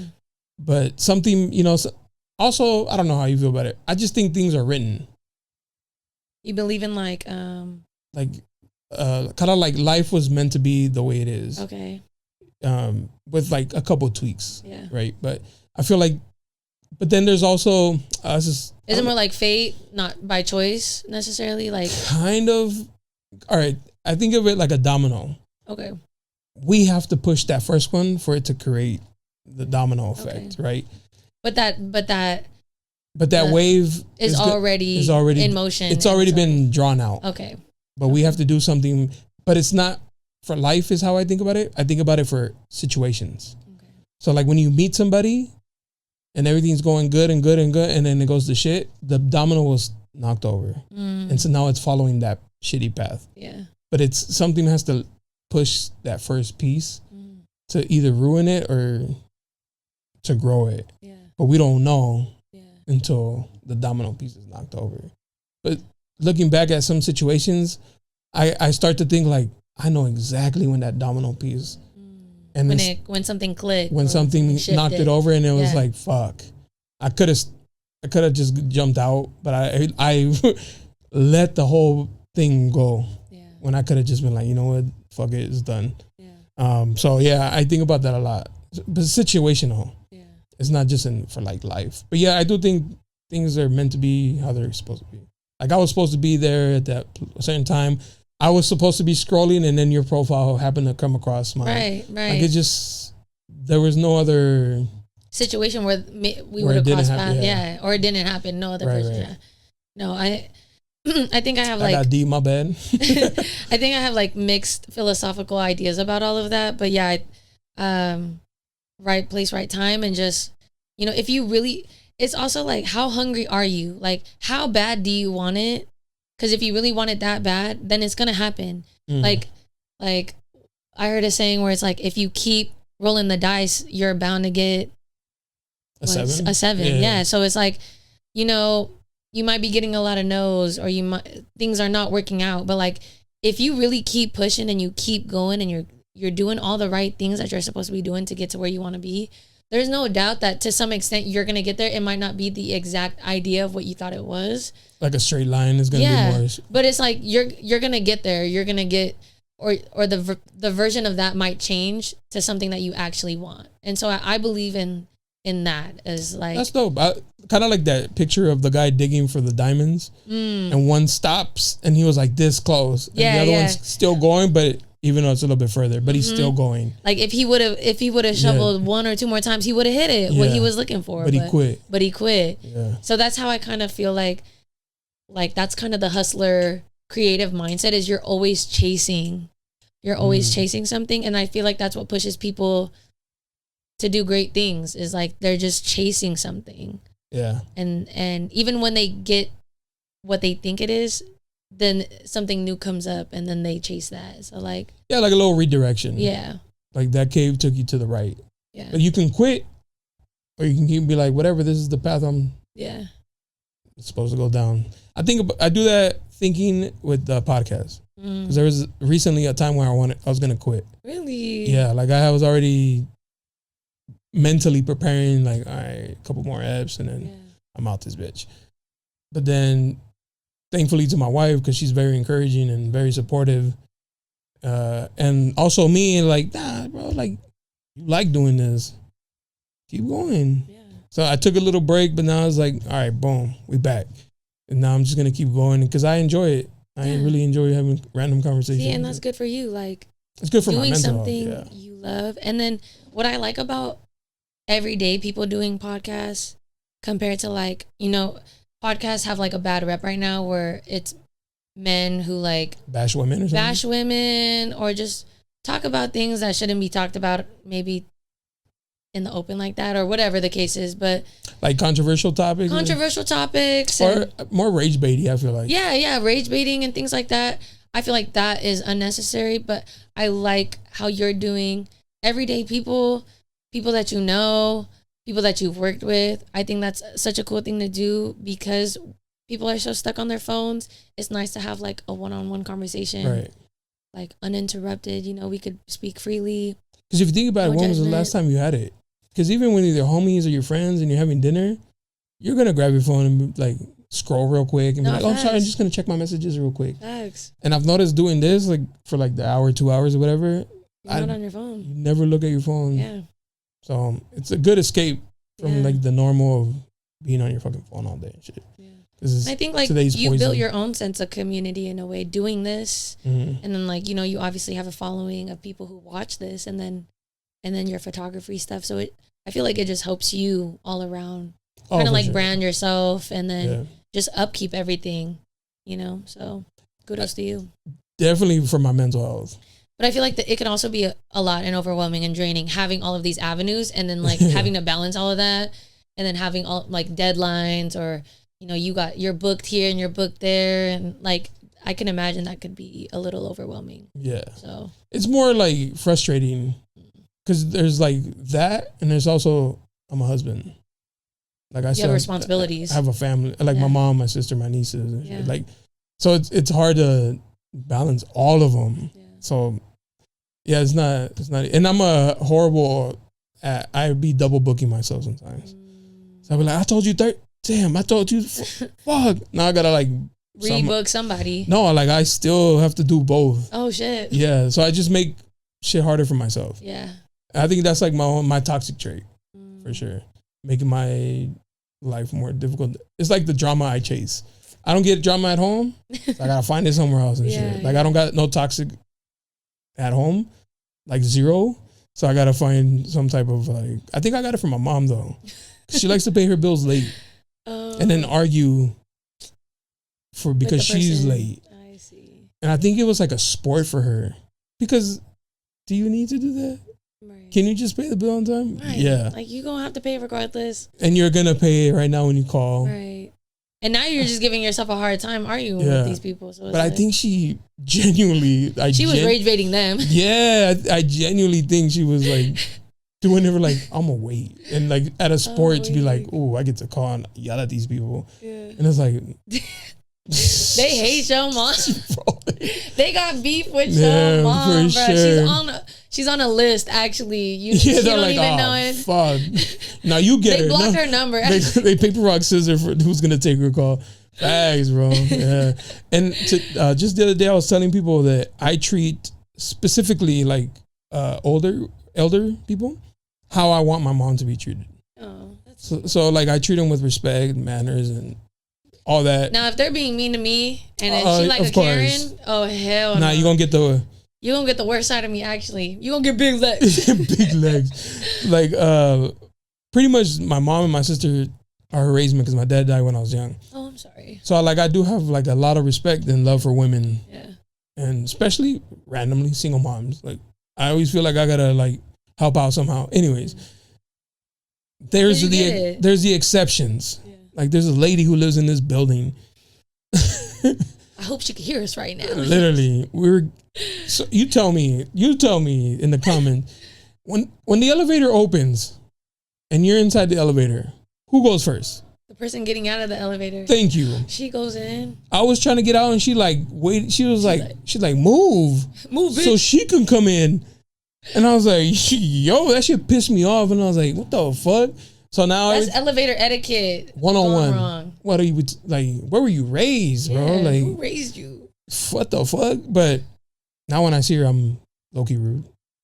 Like, as you should. Like normally I hold the door for the people who are coming in. Yeah. I slam that shit. I be close.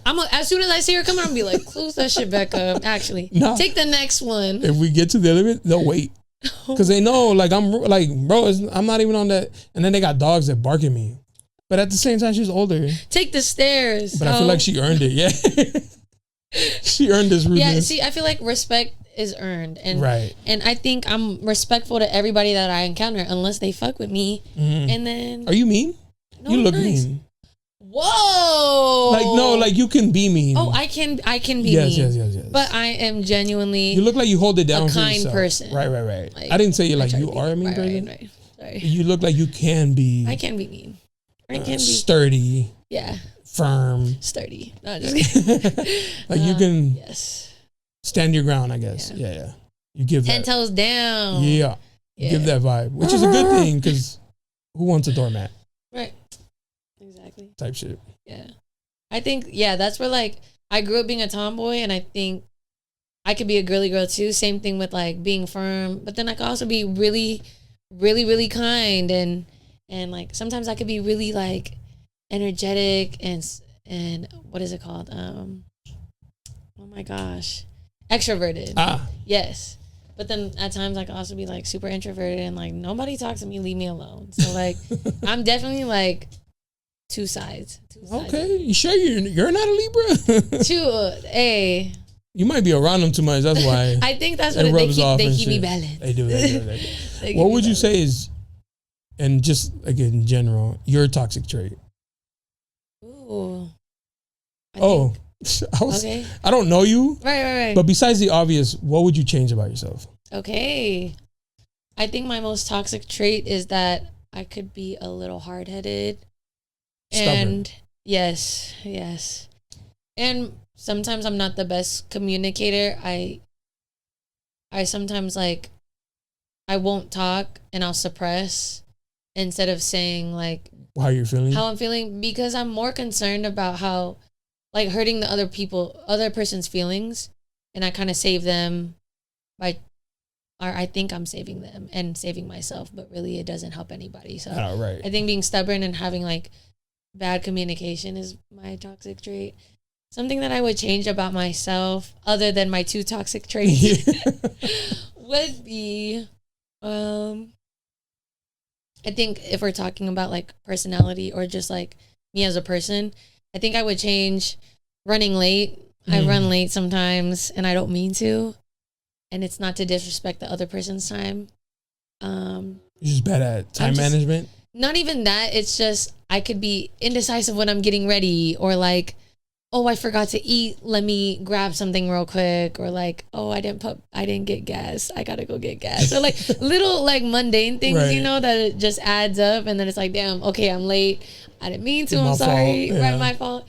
I think physically something that I would change about myself, not that you asked, but to answer I was like, damn, I hope I'm not gonna get canceled for like body shaming. No, I didn't even ask, yo. I think for some reason I hate my ears. Your ears. And that was crazy. Yeah, I remember I was dating this guy and I was friends with his girlfriend, and it would be us for hanging out, and he called me Dumbo. Wait, one more time? I was dating this guy.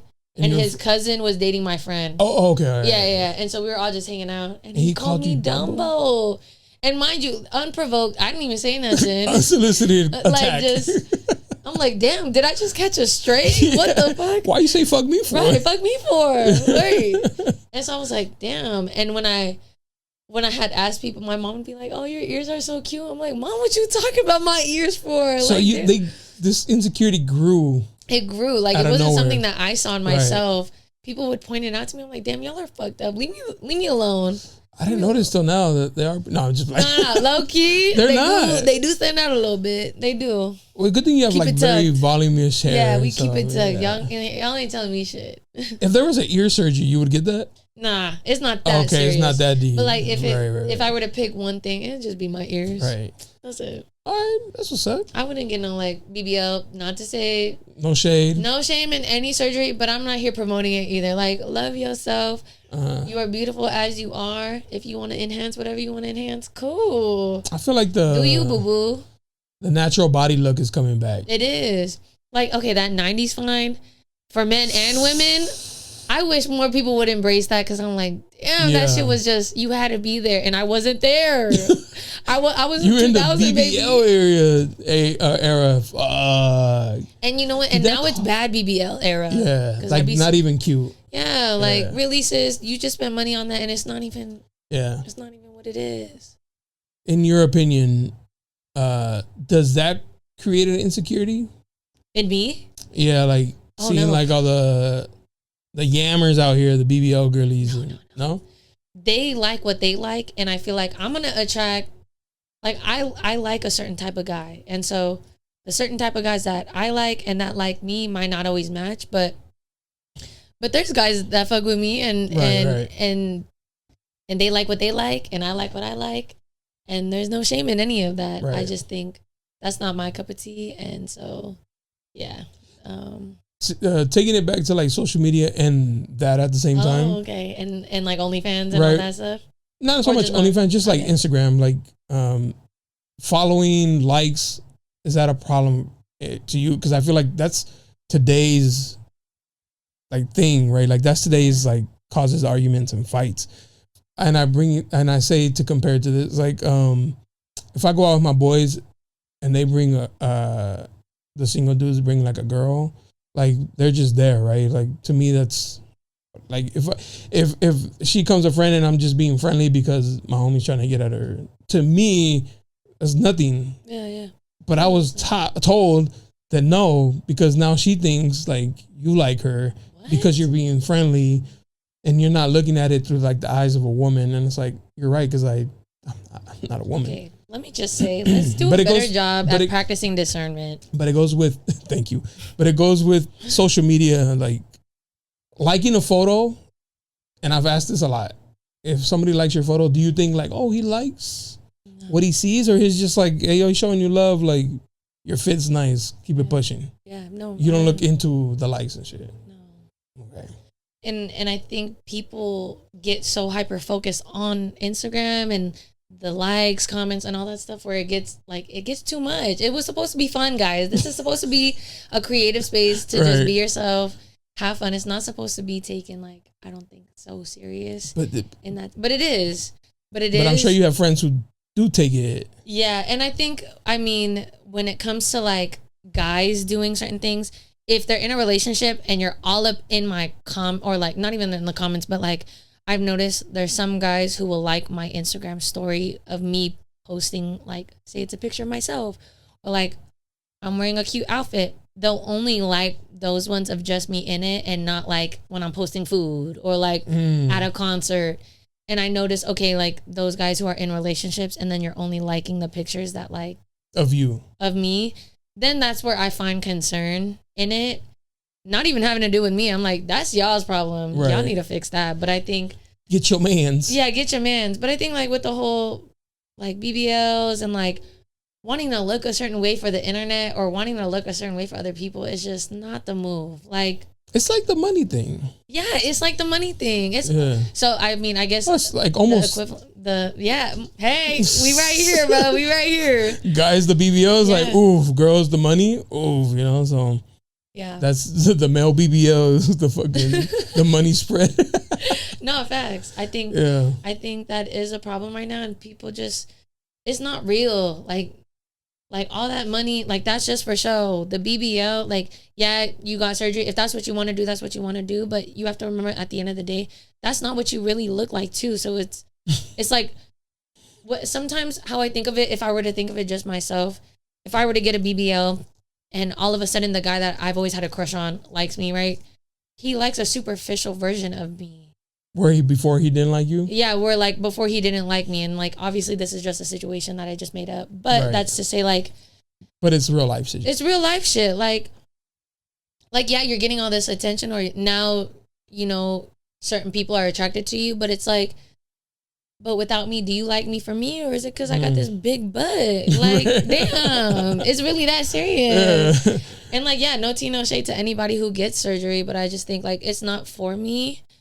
And the guys that fuck with me who really like me, I'm all about personality anyway. I feel like you'll know that they really like you. Yeah. And like you should be able to recognize, like, even in your situation, like with the homies, if you think I'm trying to get at your girl just because I'm being nice, the fuck is wrong with you? The fuck is wrong with you, actually? Homie can't be nice. We can't be polite. We can't be respectful. Fuck. I gotta be a dickhead, right? Just to prove that, like. Yeah, but then I'm doing too much. Yeah, so that's immature people. Yeah, and it don't matter what age you are, people are immature, and like no, that's some bullshit. That's you have to like maneuver with like time, and then it's hard because it's like, bro, I'm not even looking at it like that, bro. Right. Like, that's a fire fit. Like, keep it pushing, and I'm a likeaholic. Like I be supporting other homies. Like I repost if they got things that they're promoting. Repost, comment. We gonna get your likes up. Like that's so. I never even. It happened not too long ago. Oh shit! I saw somebody I fuck with. Yeah. Like kept it pushing, and then I was talking to him. And I was like, "Hey yo, bro, you still how's working with his business?" And he's like, "Yo, we shut down." And I was like, "Nah, bro." He's like, yeah, we posted about it. And I was like, let me go look. And I liked it and kept it pushing. Didn't even fucking read it. And I was like, hey, yo, my fault, bro. You're like, a serial liker. You just out bro, here just yeah, like, and I went back. I was like, hey, yo, my fault. I liked it. I didn't even read it, to be honest with you. I just saw it was your business and I had to like get your likes up. Yeah. He's like, nah, it's cool, man. It's cool. But I was like, damn, maybe sometimes I need to like, what's this about? Like, kind of like, I'm just going to put in all of them. Congratulations, or I'm sorry. Just gonna like whichever one that applies. All right, cool, thanks. Copy and paste. Yeah, because but yeah, I'm just scrolling and liking. But I learned through guests and all that some girls look at it deeper than it is. Yeah, especially story likes. And now, like after she had told me that, I stopped liking her stories, whatever it was. I was like, nah, because she thinks like that. She told me she thinks like that, so now I'm not gonna like. Well, I mean, at least she told you. That way, you're not like crossing. Well, she wasn't telling me about. Oh. She was like in general, like. Oh, I see. Oh, like I don't like when guys like my story because like, why you liking mine? I was like, because you're homie. Right. Yeah, no, I don't see a problem with liking the story. It's just in certain situations where I'm like, when there's a pattern. Yeah, but like, no, I'm all about like, it's a platform. Right. The whole point is to use the platform for something bigger than what we are as people. Like, come on. Yeah, it's like welcome people to your everydays. Like, and especially that's where insecurities come in, and it's like, stop projecting, fix whatever insecurity you got going on, and just keep it pushing. Like, let people fucking live their life. You live your life. Let's support each other. Like, come on. Insecurities are born. Yeah. For sure. Yeah. Instagram's the devil. I ain't gonna lie. Yeah. It can be. Yeah. It can be. If you let it. If you let it. Right. If you let it. Sorry, my left foot's falling asleep. Oh, sorry. No, I was sitting like that for sometimes I admire people who just post because like I like put a little like meaning. Pizzazz. You know what I mean? Like sprinkle a little sun on it. Put a little thought into your post and shit.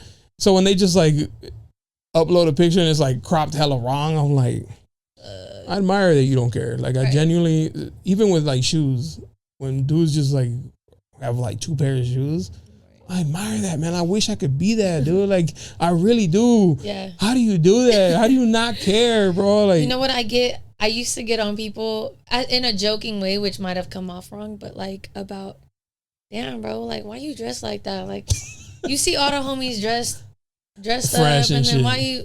why you pulling up in that? You could have at least asked us. And now you over here wearing shorts and flip flops. What the fuck?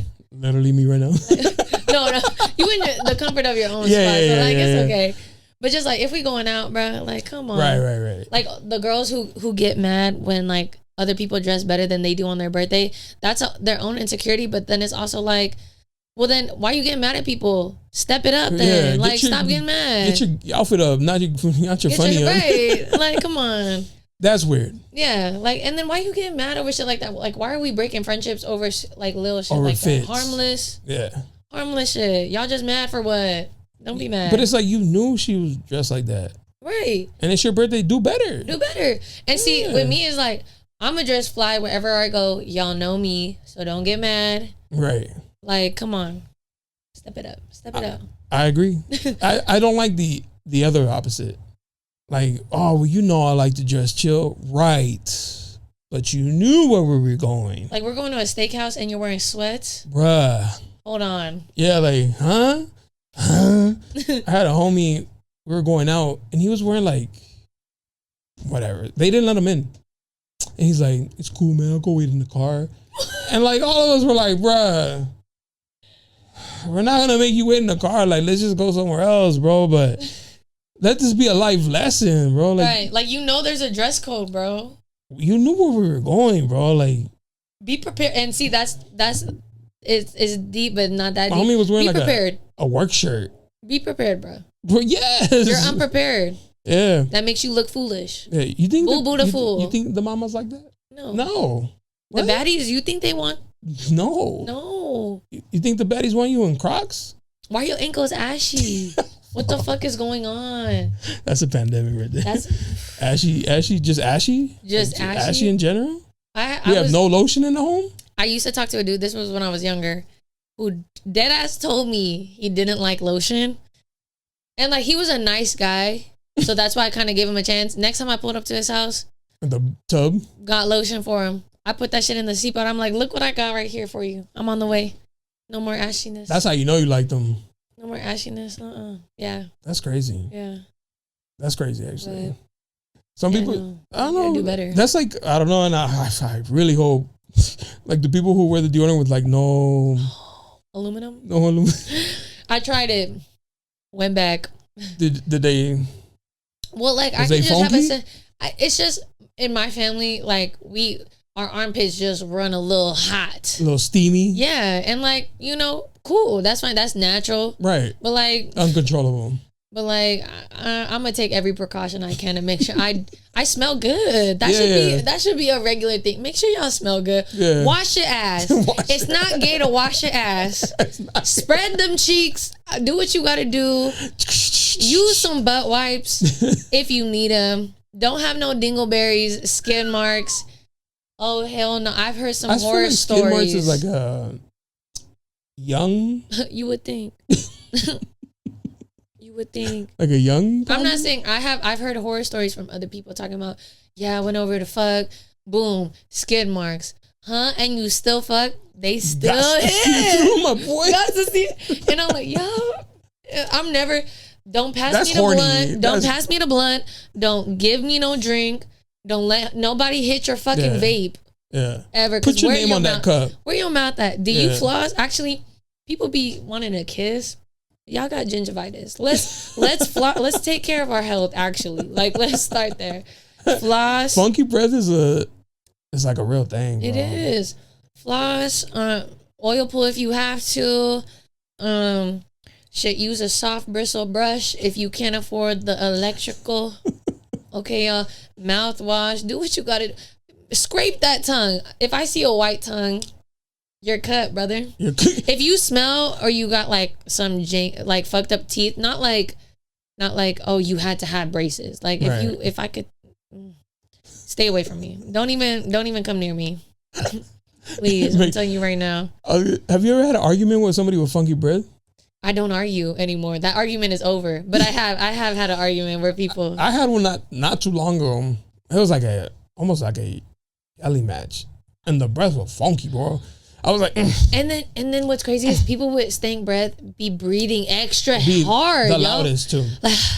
Yeah, like damn, bro. They got emphasis on the P's and the A. Calm down. I'm like, ugh. But But and it's then you like, gotta be subtle and be like, damn, did somebody fart up right? here? I wanted to like literally put like toothpaste on my fist and just punch him in the mouth. No. Bro, funky breath. And their armpits were stained. No, you gotta, okay, see, It was and like a double whammy. I was way, getting attacked. there's a polite way to go about this, which Verbally? I feel like I've mastered. I'd be like, oh, I got gum. Who wants some? and then as a joke, I'd be like, oh, you need two. Oh. And then they'd be like, And ah, ha, ha. And I'd be like, And you're like, two. or like if the homie and you know he's on his single shit, I'm like, oh, you better go talk to a girl right now. Here, take a gum. I don't care if you need it or not. Just take it anyway. Precaution. Yeah, like I'm one of those. Like you do the. Yeah. All right. Have you? This is another one. Have you been around with some like funky breath and you're like, hold up, like is that me? What the fuck? Nah, bro. You always gotta check yourself first. Yeah, first because you don't want to accuse and it's like, nah, bro, it's you, bro. Yeah, and then it's like, oh, all these fingers pointing back at you. Because you even like the armpit, you be like, yeah, no, I'd be on that. I'd be on that. No, that's not me. Yeah, I don't smell like onions. Yeah. Oh shit. Sometimes, and I always carry like perfume with me in case, like, even if someone walks by, I'm like, shit, that air behind you, freshen it up. Yeah. I've hugged people like homegirls. Like, hey, have you been? You know, I'm taller, so. Oh yes. Oh, the hair. No, like the armpit. Oh shit. I'm like, okay, but I'm the homie. I'll tell them like, bad hair. Yes. Oh shit. The one that kills me. Sorry, ladies. Sorry, mamas. The flattened hair, straightened. Oh, because it smells burnt. Smells. That's a disgusting scent.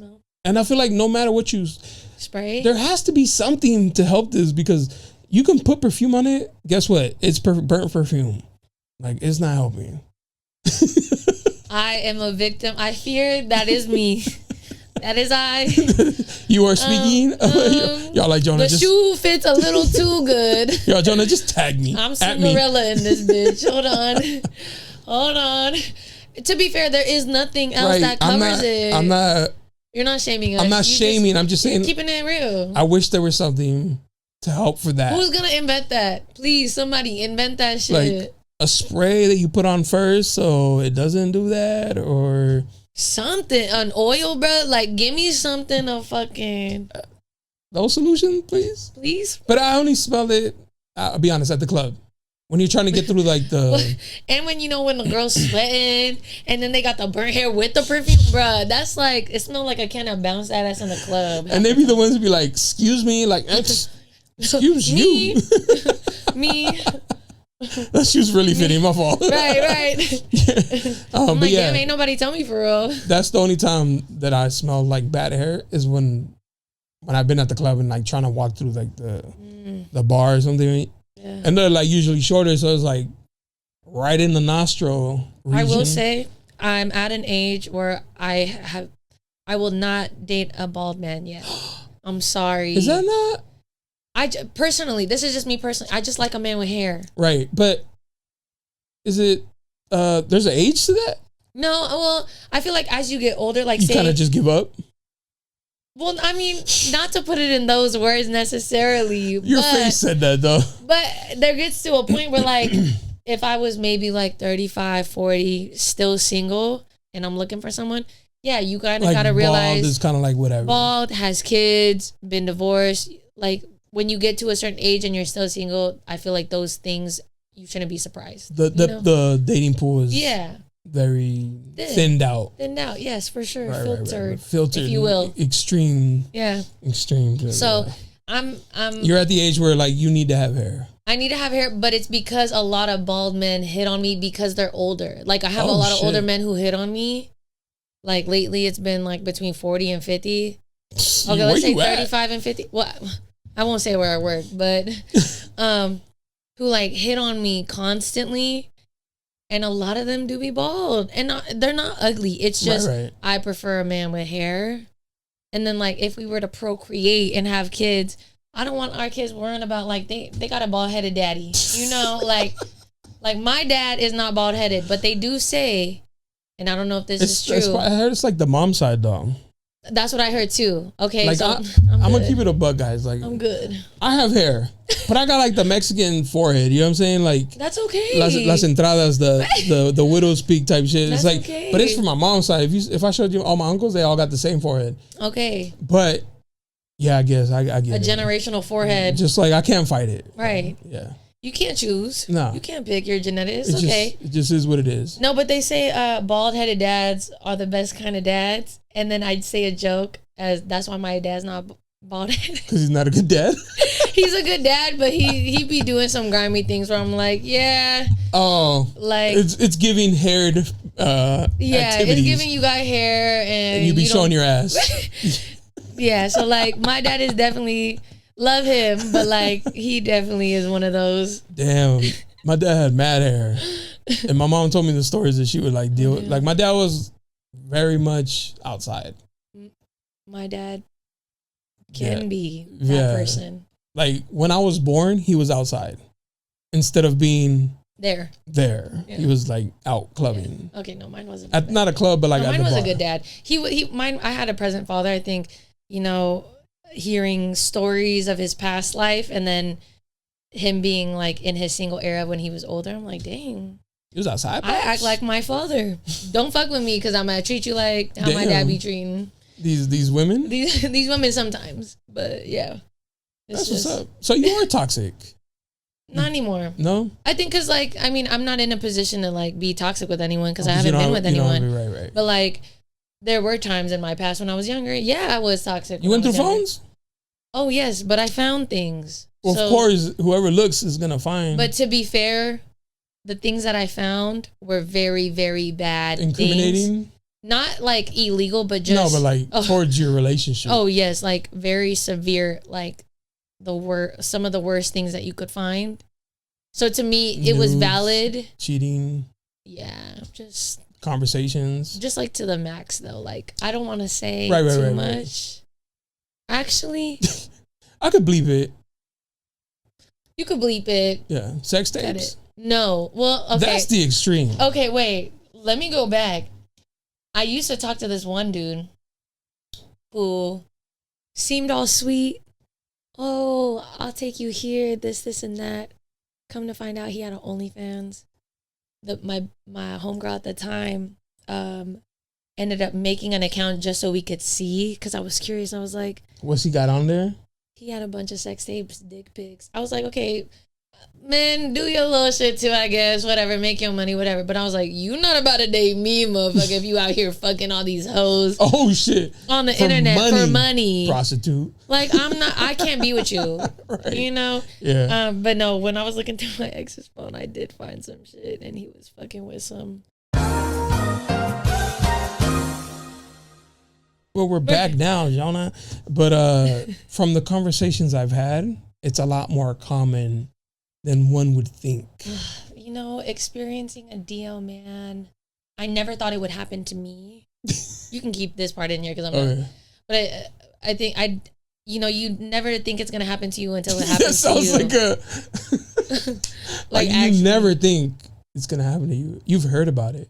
No, actually. But like to you, I felt like I was in a fucking telenovela when all this shit was going down. It sounds like you've been traumatized. I know, and that's why I haven't been in a relationship for so long. Partly, I mean, I've dated and there's been almost relationships, but it just takes a lot for me to really invest so much time and to put up with a lot of stuff. Like I have to really, really fuck with you, and I just haven't built it just didn't get to that point with anyone. And to go back to like my ex, he traumatized me so bad because he made it seem like we were so good, and then I would get hey girl texts. You got the hey girlies? I did. I love those. I got the hey girl, and then when I went through the phone, every time I went through the phone, I found something bad, but then that was my fault for staying and putting up with it. But then it got to the point, and the breaking point was when I found out what I found out, and to be fair, I think being DO, like I get why men move the way they move in certain situations because they don't want to feel shame and they don't want to feel bad about who they are. But I don't think it should include you. Yeah, no. And you shouldn't be a victim of their behavior. Yeah. Because at the end of the day, like, they're hiding it because shame. And I think the way I handled it is how not everybody should, but punch them in the mouth. No, actually the complete opposite. And that's why when you said you look mean, I was like, oh, that's funny you say that. But when I had found out, I went through his phone, and it was Valentine's Day weekend, I might add. Went through his phone. Not the day of love. And I was calling all the girls that he had in his phone, which were a lot. That's toxic, girl. but I wasn't mad at them. I was kind of like hey, I was kind of like, hey, who are you? Like, I'm his girlfriend. And they'd be like, oh my gosh, I'm matched with him on Tinder. And I'm like, okay, click. Like, I wouldn't even make no fuss of it. I'm just like, oh, who are these people? Because some of them might be his coworkers. So some of them I would call, and they're like, oh yeah, we work together. Okay, click. Yeah, thank you. The last one that I called, like, literally, it was like a movie. The last one that I called, it was like a text at 5 in the morning talking about I miss you. But he clearly deleted all the messages because it was just one text. And so I call this person, and the first thing that they fucking tell me is, I had a feeling he had a girlfriend, but he just told me no. And mind you, I just met his family. So I'm over here, like, so many emotions are going through my head. And then the first thing I asked too was like, did y'all have sex? Because, you know, that puts me at risk. Like, like, obviously, you know, you should always be protected. But when you're in a relationship with someone, you obviously have that trust where you think nothing's going to happen. Right. And so when I had asked her that, she said that they did some things. And so I'm like, okay, then now I am pissed because he's been lying to me. On top of that, you've been putting me in danger. Right. And that's where the trauma comes from, is you're putting me in danger. You're not just like doing your fuck shit. Yeah. Like, now I'm at risk. I'm at risk. This other person's at risk. Whoever else you're fucking with is at risk. Like, that makes you a terrible person. Right. And when I had found out, I didn't sock him in the face. No, I really should have. But I just yelled at him, and then he started crying. And because he was a black man in the military, I handled it in a way where I was very empathetic to his feelings, because I don't know what it's like to be a black man in the military. You know, there's a lot that comes with that. And then like DL. And then DL. So then I felt bad for him. And in a way, I was more like, if you are gay, whatever, how you want to claim to be, I will support you as your friend. I will help you through this, because I can only understand how hard that is.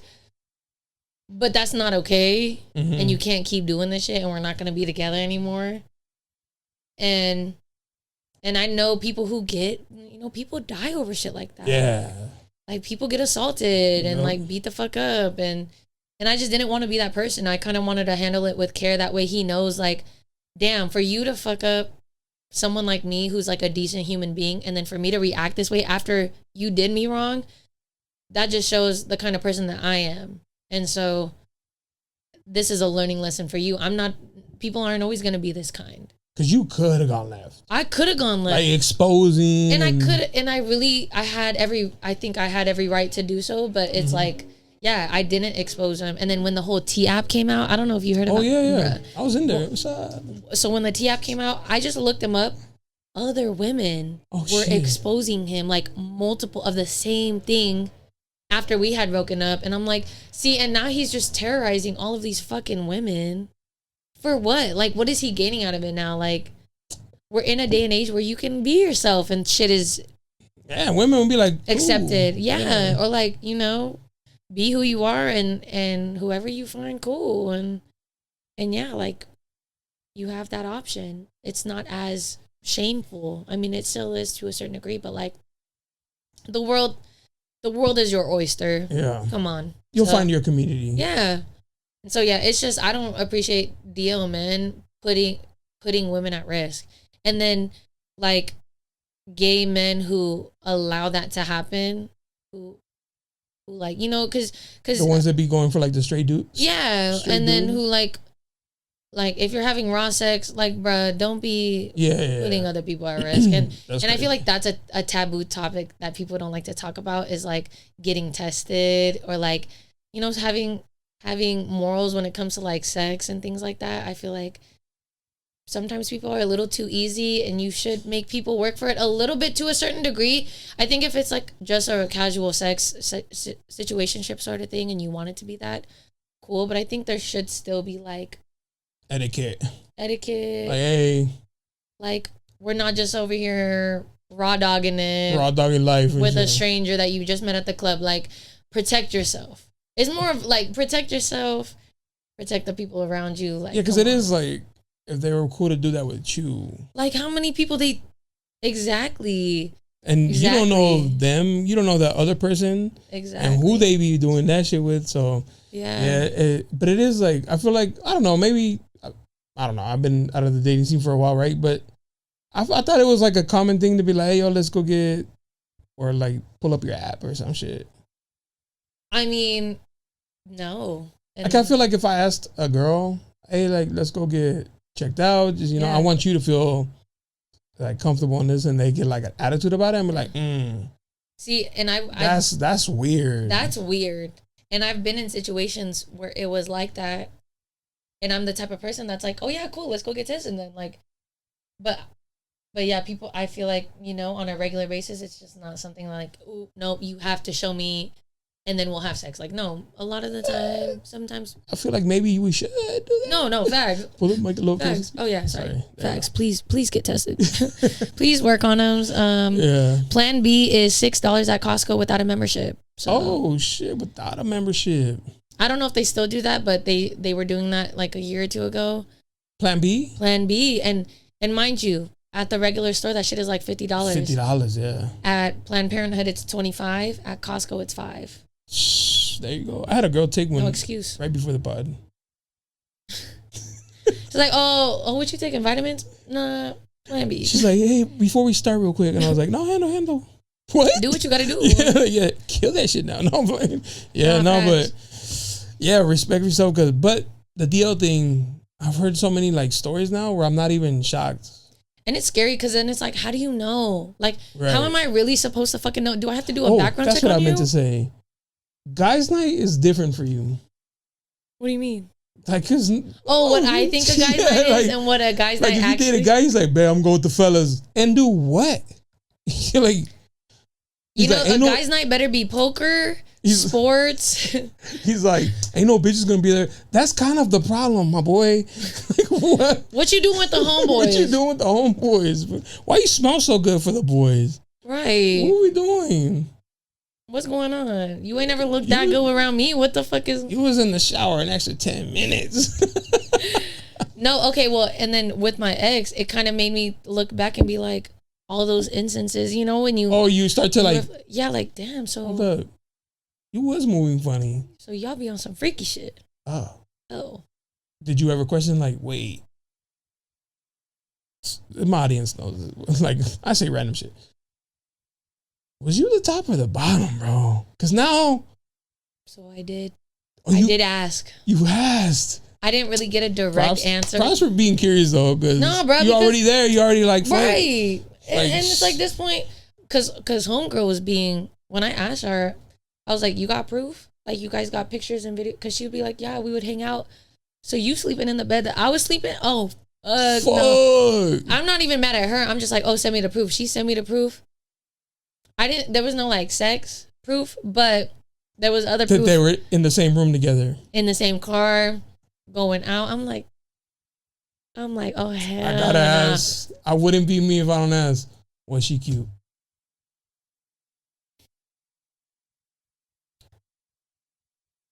The pause is like deafening. It's because I don't want to say no. Because it's subjectively. Not no. Because it's not no. Okay. No. But I'm not gonna sit here and it's say not no. It's not. It's not a yes and it's not a no because she's not better than me. Okay. But she's not ugly. So I'm gonna just say that. She's not ugly. Yeah. Okay. Yeah. That's fair enough. Yeah. Yeah. That's what's up. Yeah. Oh, you saw her though. Well, cause she sent pictures of them like together. Cupcaking? Yeah. Cupcaking is crazy. Yeah. Okay. And so, yeah, ever since then, that's why I'm cautious. And for fair. And, sure. And not to say that he's the only reason. I think, like, you know, even though I have my dad in my life, my dad was a little trifling too, and he did his own bullshit. But I just think like men have to prove themselves worthy to me in order to like get in my good graces, and like that's not a bad thing for me. And how would you rebuttal a guy saying like, well, damn, it's not my fault. Like, you're already kind of putting those traumas on me. I don't think it's putting traumas, and I think the way I go about it when it comes to dating is I'm not over here bashing you because I don't know you yet. And like who you reveal yourself to be, okay, we'll get there. But like, I take it with a grain of salt. I'm not gonna put in 100%. You know, we'll slowly get there. And I'm a slow burn. So like, I don't need a fast relationship or quick love. I want something that lasts. So we got to slowly build that. Love bomb doesn't work on you. Not anymore. Oh, It used to. It has. That's for my ex. Yeah, oh, okay. But now I'm definitely a slow burn. Like things really have to happen build naturally. up. Have to happen naturally. Yeah. And like I want a friend first. Because when you think about it, like a girl is not gonna tell everything to the guy that they're dating, but they're gonna tell everything to like their guy friend, and be more honest. And I want a friend comfortable, who I could be comfortable and more honest with than like someone like, yeah, we could just you can have sex with anybody, but like, can we get deep? Right. Can we talk about real shit? Like type shit. So yeah, I think that's where I'm at. I definitely think the friendship is a big one, because one thing I learned in the pandemic is that couples didn't like each other because they had to be together. Oof. And it happened through work where I was like, she's like, oh man, I just need to get out of my house. I can't stand my husband. He'd be at work, but right now, because we locked in, she's like, I'm about to leave him. I was like, damn, you hate your husband? Right. That's crazy. Like, I love you, but I actually don't like you. Right. Ooh, that's insane. Yeah. How do you feel about, I don't know if you watch Love Island, and I know that's like a really big show right now, but sometimes I think about like that show in the sense that for me, they're on TV. For me, it's fast fashion of relationships. Okay. It's cheap, meaningless, easy to throw away, no value. Because are you really? Or is it just for show? Is it just for the cameras? Yeah, like. To me, it's like, damn, if motherfuckers are out here being crazy on TV, what makes it's going to be even worse out in the open, out in the real world. And then it's like, when I see women fall victim to like things like that on the show, I feel for them, because I'm like, damn, girl, like that shit is right in front of you. The proof is in the pudding. It's like there's a recording. The whole world is watching. You could play that back. And then that's who, like, your friends, your family are watching this. Like, imagine as a father and your daughter's a bird, and you're like, damn, I failed. I didn't raise her this way. I failed her. Yeah. You know what I mean? Or like the mom of the son, like, you out here dogging women like that? It's like, you don't think, how would you like that if somebody was dogging me like that? Right. What you doing, bro? Exactly. But that's why I try to avoid those kind of things, because it's like fast fashion. Yeah. It's like, that's cheesy. Yeah. I think it's just for show in reality. But. And I think I watch it. I'm so into it because I'm not in a relationship, and love is not in the center of my life, where I don't mind watching trash TV because it's just fulfilling something like serotonin in my brain, or like dopamine in my brain. Right.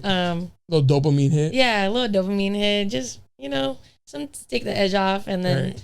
And then, like, something it's not real life, Right, let me light the cigarette. Yeah, let me light the cigarette. Play the little violin. Right. I don't know, do something. But I mean, it's cool to like those kind of shows are good for like where you could turn your brain off. Yeah.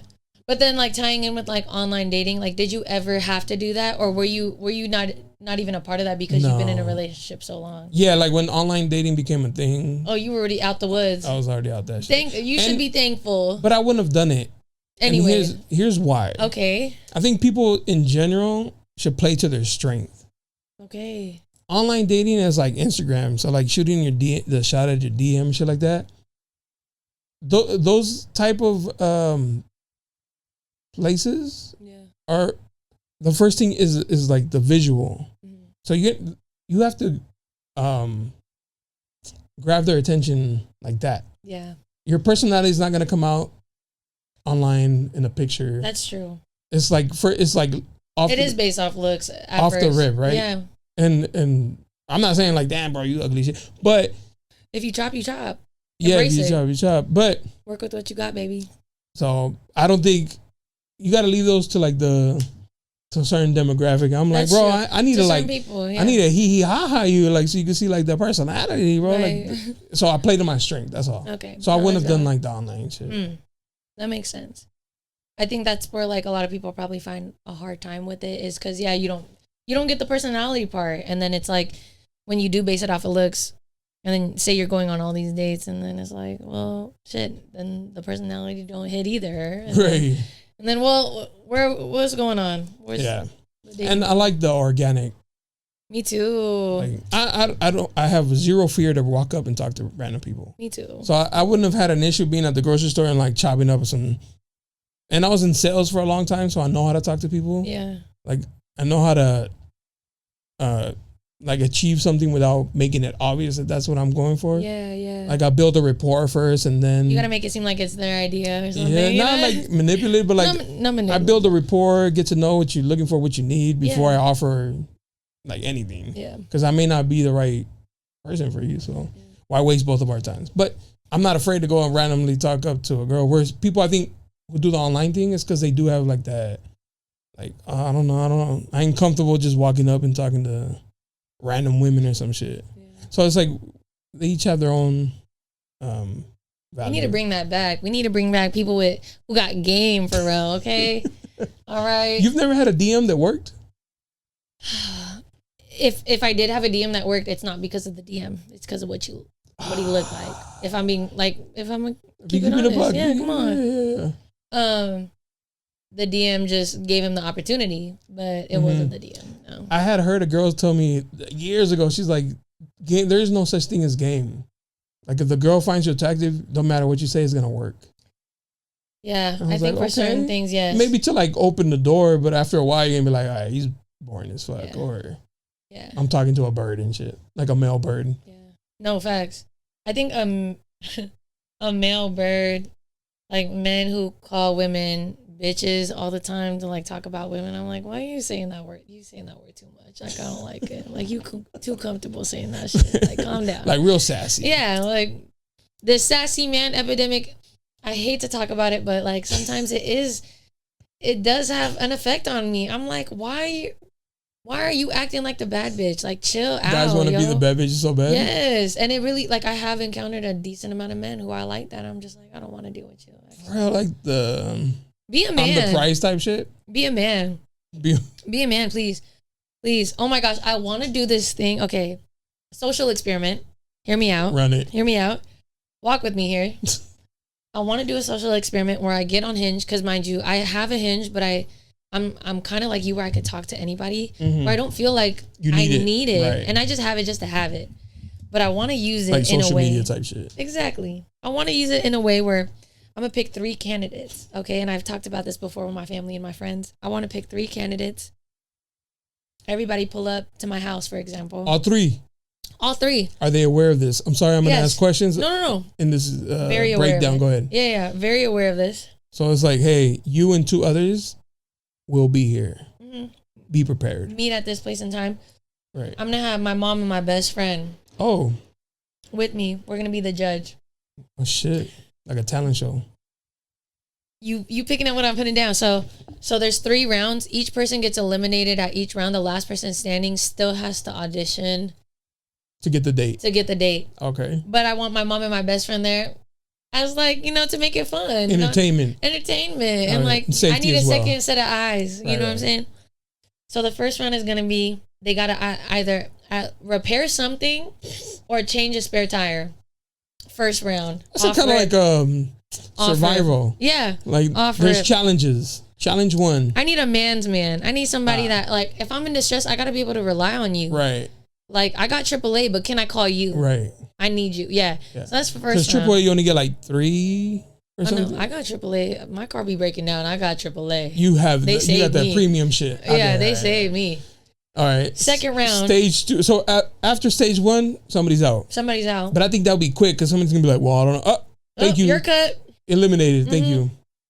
Second round. Falls to the ground. We got a popcorn read. Popcorn read. I'm going to pick a book.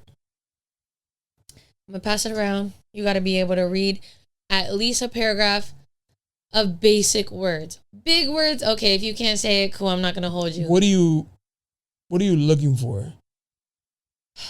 I just need someone that's not incompetent or stupid. Okay. In the nicest way possible.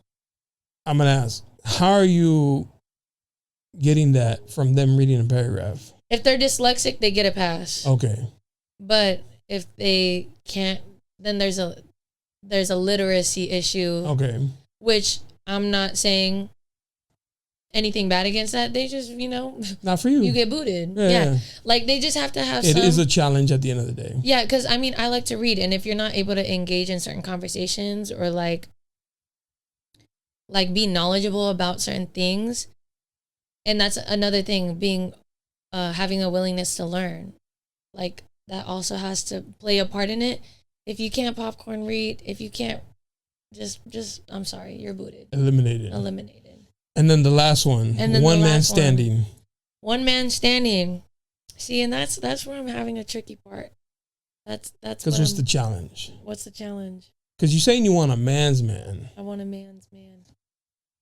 So we got fix, read. What is the third? What are you looking for?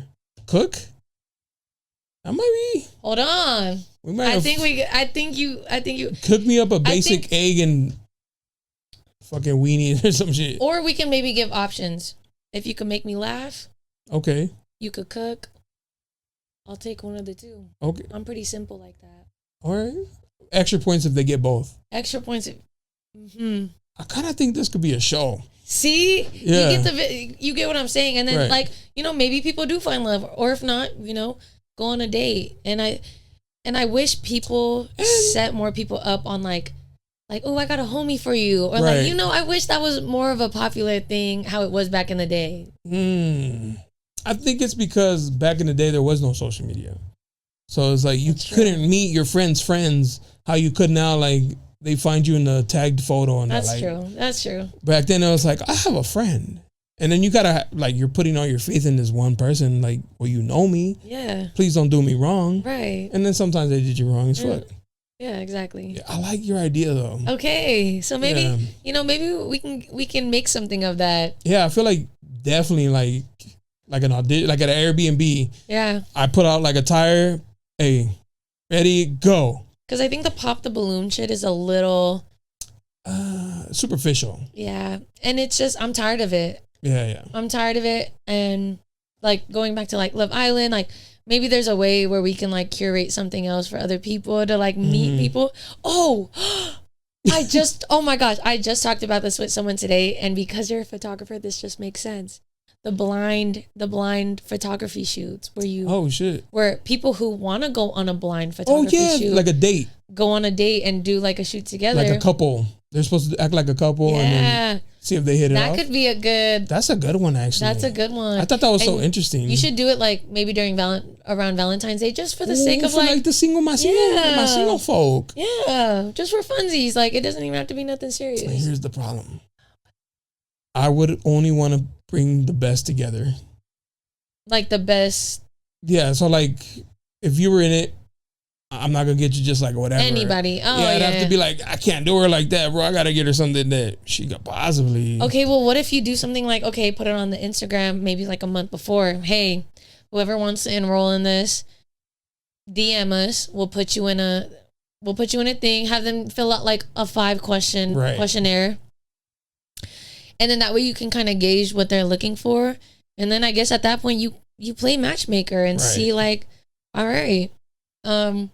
I would say the only issue I would have is like if it's completely blind and I have no idea what he looks like beforehand. I think I would want to know what the person looks like beforehand. I don't have to meet them yet, but just look at them just to know if like the attraction would even be there. So it'd probably be better to like get 10 guys and then we lay them out like here's their profile pic. Okay. But you only get the profile pic. Now if he's not putting his best foot forward, that's a gamble. You're taking the risk. That's true. Because he might be popping. He might. But he's just badass selfies. Right. You know, he's right. I think we can make this. And then we lay him out and you're like, damn, all right, hold up. And we got to do like 3. Yeah. 'Cause one's not enough, right? We got to do like 3. Where you're like, all right, him, and him, and then boom, you do it. Or like I feel like you can even tie it in with a clothing brand. Like say for example, if you buy, If you get 1 entry per shirt. yeah, like something like that. Like you know, where it kind of ties into things, so people feel more enticed to do it. Right. If that makes sense. And then you do kill 2 birds with 1 stone. Like, okay, y'all buying some shit. We really narrow down the search. If I was like, style this shirt. Okay, I like it. You can move on to the next round. That's one of your rounds? Okay. To even get to like the selection option. Okay. Because if you can't style it, I know she's not going to fuck with you. Mm. You know what I mean? But what if she don't care about that? Oh. Then that don't even matter. He could be wearing. Go do the balloon girls. I don't know. We here with a purpose. Right. This is the task at hand. Now you brought that up. Do you care about that? Oh, like how they dress? I used to. You don't anymore. I don't anymore. Because the ones that dress good are bad bitches, huh? I think yes. Just the answer in simple terms. Yes. And then I don't want it to be a competition. Who's flyer? Like let's coordinate. I want someone who like I want to dress like I want my man to let me dress him a little bit too. Like, oh, let me put you in something, or like maybe he could pick up something for me. I don't know. But that doesn't matter as much as it used to. What I thought I wanted in a person, no. Okay. And that could be like a little superficial too. I think now, like before I used to want a guy that like was just like me. But then when I dated a guy just like me, I was like, I don't want that shit. Actually, I want the opposite. I want like a man that's chill, that could like reel me back in when I'm like doing a little too much, that could hold me down, you know. We balance each other out. So a social butterfly ain't for you. Social butterfly ain't for me. Why y'all do it? Why, like, what is the issue? Shout out my girl. She like, I feel for her because for my girl. Oh, like your girl. Because I'm a social butterfly, and I don't hate. I just think it's funny that a lot of people are like, Jonah, can you just stay the fuck home? Like literally in the comments, go home, Jonah. Like, damn, bro. See, but then there's those guys who like are friendly, and I don't like friendly guys. That's where I don't like. I don't like it when they're friendly. But if they're friendly, sociable, I gotta defend. I'm not for you, but just in general, like, yeah, like if they're just, like, God forbid we say hi and shit. No, and it's not that. But if you're like overly going with the homegirls, right. There's a fucking line. But I'm all cool. Like I don't be tripping. If you have girlfriends, guy friends, I'm not tripping. If you want to go hang out with people, cool. I'm not tripping as long as you know that there are boundaries. Mm-hmm. No cheating allowed. Okay, cool. Whoa, fucking controlling. No. I'm like, cheating is basic request of what not to do. You just be doing too much right now. Yeah, no, like my ex, he was just too friendly. Like over here giving fucking full hugs, embracing hugs. Yeah, like shit like that where it's like overly, yeah. Picking them up and their feet. Okay, not like that, bro. No. But just like men who are like, I feel like when you say friendly, people should know what I'm talking about. Like, if you don't know what it is. I'm just joking, but no. But yeah, like if you don't know what it is, then you're the problem. You might be the problem. You might be too friendly. Yeah. But like I want a kind man. Like I want a man that with manners. Hold the door for everybody. Or like if we see some women in distress, me and you are gonna help them. Like just a kind man. Not someone too friendly. I want someone that's chivalrous, you know, a little mix with like I like an old school kind of vibe, and then all the new modern things that are going on right now too. I want a good mix of the both. So I need a chivalrous kind who dresses chill but doesn't do too much. Yeah, I mean he could dress however he want at this point, as long as you don't want to like skinny jeans. I'm cool. Walk out with you and he's like killed you. Like that too. Yeah. Killed you. Yeah. No. I'm like, the fuck? Chill out. That's funny. I feel like you'll find it. Oh yeah. Eventually. And it's really obviously like personality. Like they gotta get my humor, you know. Like my love language, I like cooking for my people. So like I'm acts of service. So you're a good cook. I'm a decent cook. I would say I'm a decent cook. You're honest. Yeah. I'm not a chef or nothing, but I could throw it down. I put my foot in that bitch. Okay. Yeah. But I feel like the last test should be a cook. Or like, make me laugh. I like the kiki. Not a joke. No. Just be funny. Just be funny. But be you. Yeah. That's a good one. I feel like that's a good show. Yeah. Like, damn, who you got money on? Because I feel like there's a lot of dudes these days who don't know how to change the tire. Or like change the oil. I called the dude one time and he called the towing guy. That seems like that TikTok that went viral where the guy told her to call her dad to come change the tire when they were on a date. Oh my God. First of all, wait, you went on a date and she was driving? No, that's actually crazy. And then she called her dad to come change the tire. Crazy. Have you had any bad dates? I've had a couple bad dates. I had one bad date in the sense that he picked me up late, an hour late, and then told me... An hour is crazy. An hour is crazy. When he told me that he had reservations. Oh. So I'm like, the fuck?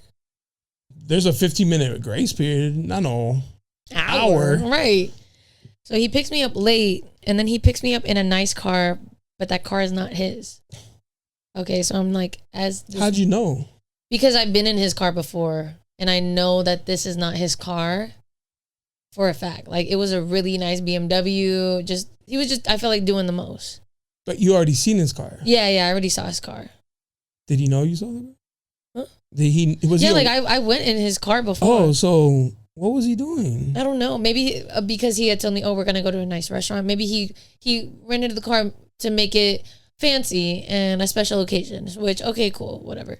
Weird but cool, whatever. He takes me to the restaurant. It is a nice restaurant. He's like, order whatever you want. This was when I was younger, so I was above 21, but he wasn't yet, but he had a fake ID. So we order, cool, we're eating, we're talking. Then the check comes. Nah. Declined. No. 3 times. Stop. Within a span of 20 minutes. Stop right now. I wish I could. The first time it declined, I let it slide because he was like, I got a new card, whoop-de-woo, whoop-de-woo. Okay, cool. Get it. Can we be honest? That's never... bullshit answer. Never a thing. But go ahead. Gives another card. It's a 3 different... Not 3 different cards, so gives the next card. Okay. The next card comes back. Waitress says, decline. Mind you, the bill was 200 something, because it's at a nice restaurant. Which, not a lot, but a lot. Not a lot, but a lot. There's no like McDonald's fucking Cheesecake Factory shit. You know what I'm saying? Like, so then it comes back, decline. He's like, let me just transfer some money real quick. He says real quick as if it's actually real quick, like a couple seconds. Like bank quick transfer. Bruh, homie took like 5-10 minutes, and I was just sitting there because I was pissed and I just didn't want to say a damn thing. And I was like, okay, let's see. Like, I was like, let's see if this shit goes through. Gives the card back, declines the 3rd time. I was over it. I'm like, oh, sis, come here. Gives my card, goes through right away. I get the leftovers. I tell him, hold my bag. And I walk out the restaurant in front of him. Like, he's walking behind me with the to-go bag, just looking all sad and shit.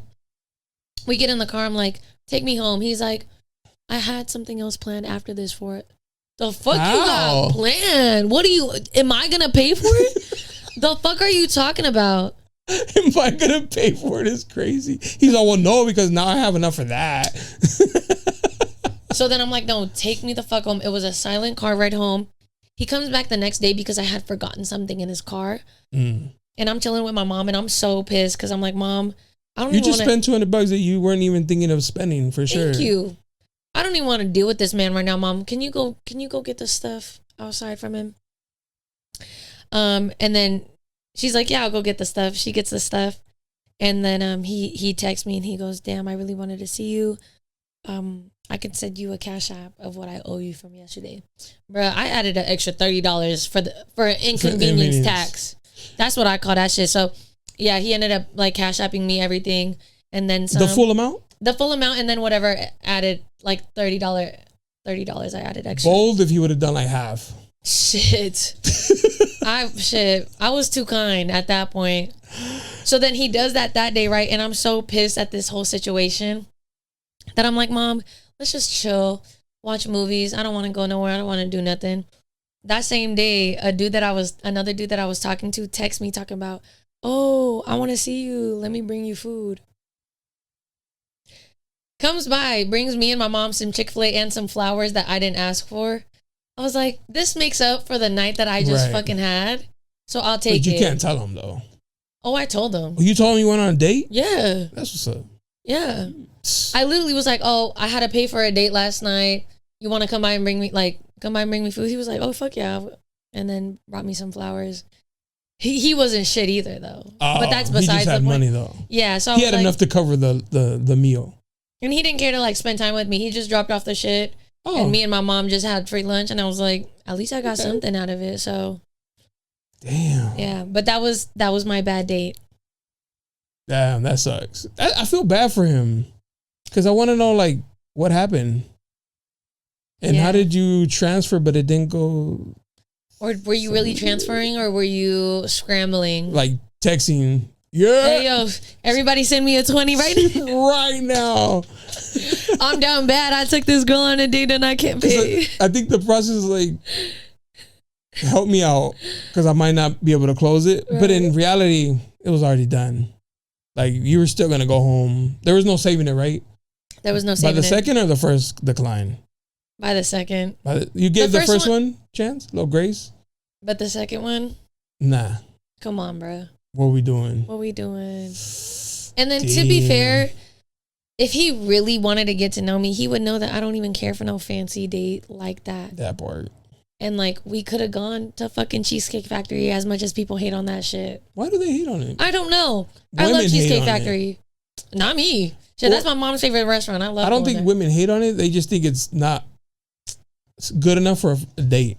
See, and then that's the problem with some women who like, oh, I want a man to pay my bills. And like, yeah, okay, I could see that. But it's where it's like, I want a man to pay for everything. And if he not taking me this place and I'm not giving him no time of day. But it's also like, girl, you got to be able to kind of match what you're asking for to some capacity. Like, okay, if I want a man that can cook, I know how to cook too. Like, we could do this for each other. I'm more of like a equal parts kind of thing. Right. But some girls just want like, no, I want a man to spend a bag on me. And then like, you're not even nice to him. So like, I don't know. Like, I find it like some women are asking for too much. And then it just like changes the narrative in a way. I would prefer a girl or a woman who has it where she doesn't need that. Where she doesn't mind you taking over that. Okay. She don't need that. No, right. And like I think I'm that type of woman too. Yeah. Like she don't need you to pay her rent because she pays it. But if you're eventually gonna be her man and take over it, cool. Yeah. But she don't need you for that. Yeah. But if a girl's demanding that and she's like living at home, like, girl, you can't even do that for you. Facts. Why are you asking for that? No, 100%. Don't shoot me. No. I think that's valid. Like I feel the same way. But it's like, you know, some women and some men, that kind of conversation where it's like, yeah, sometimes people be asking for too much and then you don't even match that. So why yeah, and that goes both ways. Like, and like you're a headache. What? I'm like, a man be wanting a loyal woman, but yeah, but you're unfaithful. Hold on, let's guys. Let's fix that. No, it's something 2 + 2. Wait, what? This not equal 4. Toxic Kings, you know we up. Hey, where my lover girls at? Hold on, bro. They're everywhere. That's all I hear is lover girls. When I find a girl who, or like when I've had a conversation with somebody who's like ain't shit, but it's a girl, I'm like, I like her. Yeah, you keep that up, girl. Cause you live in life. Right. These girls out here in Delulu land thinking that love still exists. It doesn't. See, but see, that's birds. That's birds. Bird mentality. Bird mentality. I'm a lover girl, but I'm not a bird. Alright. I'm a lover girl, but I'm not a bird. I like that. I'm not about to put up with no bullshit. I'm a lover girl, not a bird. That's the title. Lover girl, not a bird. Lover girl, not a bird. Not Yeah, facts. I like that. Yeah. No, and I just think like if we keep these standards, then we're gonna be alright. We're gonna be alright. You're gonna be okay, sis. The world's gonna make sense again. Yeah. Yeah. Yeah. You just gotta get over the climate we're in currently. And men, don't be letting these girls trap you or trick you either. You know, that's crazy. Keep your head on a swivel. Everybody, be aware. Be aware. Just in general. Act like you've been in there before. Yeah, act like you've been there or before. maybe you should call it that. I don't know. Yeah, act like you've been there before. Because I hate, now that we're here, if you're a dude who pulls, why would you let a girl control you? Like, you know what I mean? Like, that, I know it sounds like very, like machista maybe almost, but it's like, bro, I don't know, like when, act like you've been there before, bro. Like, when you're like super desperate, but you like, why? I think I'm the type of person too that's like, I don't want to control my man. On pedestals. Yeah. That too. But I feel like you gotta earn to get there. Mm-hmm. And some of you dudes are just placing them there. And some of you girls are just placing them there. And it's like, you ain't even make them earn that? Yeah. That's why they feel like the bad ones. People feel entitled. And then it's also like, damn, I lost my train of thought. What was I going to say? Lost it. I lost it. Damn. Dropped the ball. I'm sorry, guys. All right. Bird flew away. But not me. I'm not the bird. You're not the bird, right? I'm not the bird. Don't give her no crackers. Right. Put some respect on my name. Not that it has to stay in or anything. Just, are you attracted to like white dudes, Latin, Asian, the brothers? Could I guess? This could stay in. Oh, and you could guess. Just based off what you're saying, your dating history, are you attracted to like the brothers more? Not intentionally. But that's yeah. And honestly, that's what like hits on me more. Like black men hit on me more than any other. When younger me only dated Asians for a certain period of time. Filipinos until I got into college, and then I was like single and exploring like other connections, whatever the fuck they say on Love Island and shit. And and I think I've always been attracted to like Latin men, but they were not always attracted to me because for whatever reason. But yeah, it was always hard for me to like be around a lot of other Latinos. Like I never had that community. Yeah, and then it just so happened to be like a lot of black men I would date and talk to. I'm not attracted to white men. I have talked to maybe one or two, but it never really like amounted to anything. Unless they look like Paul Walker or Dylan O'Brien. Dylan O'Brien, who's that? Oh my gosh. That was like my childhood. Your like, childhood crush? That was my man. My man. But yeah, mostly it's Latin men and black men that I just naturally. That's usually. Yeah. That's what's up. Yeah.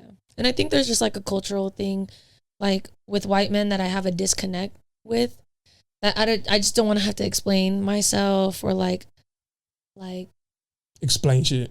Yeah, and then even, I mean, I don't know how you feel about this, but like different political views, do you feel like that has a big sway as far as you and how? Yeah, just like even in whether I want to talk to you or not. Okay. Like as a person. Like as a person, bro. Like no. Right.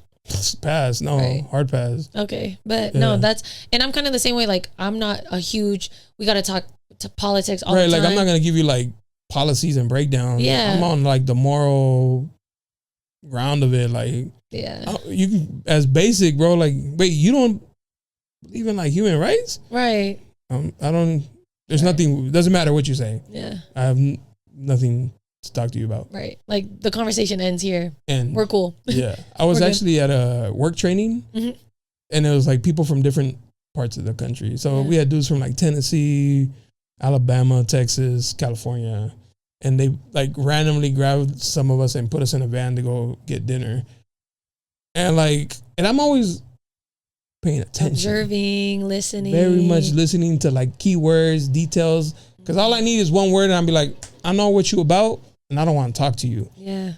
And as soon as I heard like something about like the president, I was like, say less, bro. I shut down. You like him or you don't? But No, it was giving like very much like that's his man's. Oh gosh. So I just shut up. Damn. It's a work thing. I can't do. No facts. I just shut up. That's one of those where you deadass just gotta sit there and eat your. I'm a yapper, and they shut the yapper off. Right. They're like, you good? I was like, yeah, quiet on the creek. Yeah. Quiet on the lake. Very much quiet. I was just, you good? Yeah. Let's just go where we need to go. Yeah. Because I don't have nothing to speak. So yeah, that's why I was like the white. Yeah. And obviously not all people, but just, yeah, they got to be like a little culture, just a little more aware than the average white person is, because I feel like a lot of white people lack a sense of awareness of, things going on in the world because it doesn't apply to them. So like for them, it doesn't matter and they don't have to think about it as much as people of color but where's do. the empathy either? Yeah. So just someone, and not to say like I'll never ever date a white man, but I'm just. Yeah, because Paul Walker walks in. Well, he's rest in peace. Yeah, no, I know. I'm saying like but one looking like him, shit, hopping on that real quick. He was pulling them for sure. He was. And I would have been easy. He was probably like pulling the cultured girlies. I would have been easy, man. Folded like a launcher, huh? Oh, he would have been like, Chris Brown fold you? Is it the... Yeah. Okay. I'll still listen to his music. I've been to a concert, but I got free tickets, so it was kind of one of those. But I'm not like a super fan. Like, I love Chris Brown. No shade to anybody that does. I think like, to each his own. And I think it's hard when do you separate the artist from the art? But in his situation, it's funny because he's a good looking dude. So like there's women who are genuinely attracted to him. Oh, facts. And just happen to also like his music. Yeah. But I think everything that he's doing at his concert right now is just too much. Too much. Yeah. We missed the plot. Yeah. We missed the plot. And then even like as a woman watching it, I'm like, that shit nasty. Like even watching Love Island and how much it's more raunchy than I feel like it was before. Like people fucking off the third day on. Yeah. But that used to be something that wasn't like normalized. But now I feel like the whole Chris Brown thing and like, I get it. Like people are sexualized and like things like that. And like be proud of who you are. And like, if that's what you want to project, cool. But like it gets to a point where like it's too much sometimes. And it was funny because like time and place. Sexual shit like on TV was such a taboo. Oh my gosh. And now it's like. Now it's like the norm. Everywhere. We can't find like a happy medium. Right. Like, damn, y'all damn near fucking on stage. He's kissing his fans. Yeah. What? You don't know where they been? What? He has a girl. Like, there's a part of me more. Girl? He has a girl. So, like, a part of me, even as his fan that loves him so much, like, that's fucked up on your end. You know what I mean? It's like, why are you even putting yourself in a position to be doing that? That's her fault, though. That's her fault, but that's who he is. So, like, what did you expect? But it's also like... That's like when I hear, like, people... Or, like, when celebrities cheating, they're like, oh my God. Like, what? Bro, he's a celebrity. Steve from Jack in the Box cheats. You don't think Chris Brown is cheating? You know what I'm saying? Like, what did you expect? The math ain't mathing, girl. So then it's like, okay, if you were, I mean, you're not a woman, but say if you were put in a position where like, okay, would you rather be with the rich man and he takes care and who cheats, or a poor man? A poor man who's loyal and loving. I'm choosing the poor man. You say that, I mean, because I have a friend, actually, like the person she's with now does nothing for her. Nothing. But he pays the bills and they travel. But does like nothing. Helps her out in he's almost a child himself. Oof. Aside that he works. Feel bad for her. Right? She hates it. She hates it here. Her ex did everything would like help her, like did, involving the child, everything. But didn't make that much money. So she did, because to her, he didn't have ambition and goals and shit. But it's like, bro, but you're miserable over here. Wouldn't you rather somebody helping you out at least? Like, see, if we were to get really deep into this, like if I were to think, okay, if this is a life partner that I want to have like kids with, he needs to be a good man, no matter how much he makes. I feel like the money, we could figure that out. But like if he's just doesn't come from a lot of money, doesn't have a lot of money, but he's like a good person and he knows how to treat people properly, knows how to treat me right, then we could work on that. But I feel like a rich man who knows and just be, that's tough, because then you have to sacrifice yourself. And I feel like when you're with a poor man, you sacrifice money, but you're not sacrificing who you are entirely as a person. Yeah, I feel like with the dudes with money, it's only your turn. Because they can always like, just like move on like, oh, you have an issue with it? That's cool. Bye. The girl I was cheating on you with will just fill in your spot. And then I'll cheat on her. And it's just kind of like a cycle, I guess, for men like that. A revolving door. Yeah. Hey. And hey, that's when women gotta recognize shit for what it is. If you can't recognize that okay, expect that, then you are a bird. You are the question of the day should be, are you a bird? Yeah. Have you been affected by bird behavior? If you're a bird suffering from you may be entitled. Trifling mad, you may be entitled to compensation. Please call the 1-800 number at the bottom of the screen. Please call 1-800 men ain't shit. No, I'm just like, that's me. Hello. You rang. No, it's actually just the voicemail and nobody ever answers. Right, it's just a voicemail that your request never gets answered. Or it's hey, how you doing? Psych. That voicemail is men. One of those you think you got us? You fell for it again. You still a bird? That voicemail, I swear I've only encountered that like 3 times, and all 3 times was like infuriating. Cause like, bruh, what the fuck? Bruh, that shit would piss me off. Then it's like, okay. But that's like typically like guy gaslighting. Cause you think you got us, like, hey, what's up? I just want to leave a voicemail, and you're like, motherfucker. Got me. You got me. You got me. I fell for this. Boo boo, the fucking fool. Yeah. Shit. Lexi, I ain't gonna keep you forever. You're good. Yeah. But I appreciate it. Yeah, no, I appreciate. I the think combo we had was fun. Yeah. We have bounced everywhere. You guys took a journey with us. You should have good clips from today, right? Your date. That's going in that.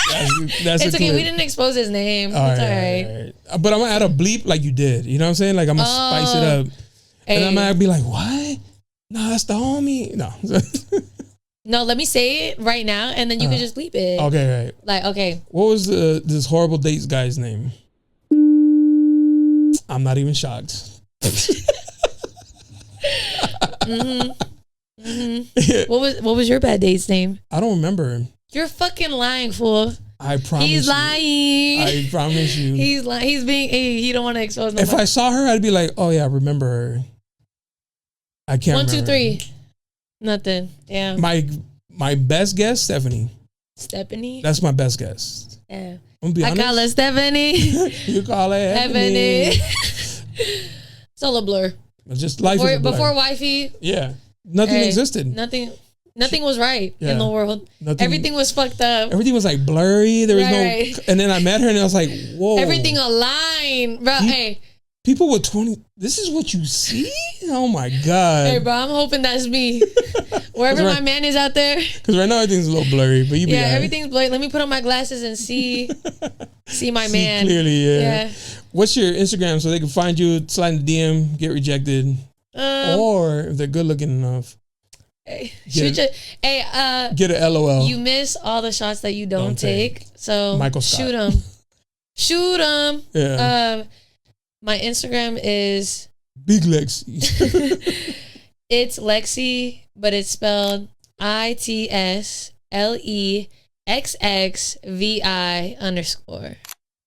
Very Roman numeral. Yeah. Ish. It is. But it's right here at the bottom, so you guys can just. It's 26 because I'm 26. But it goes with my name.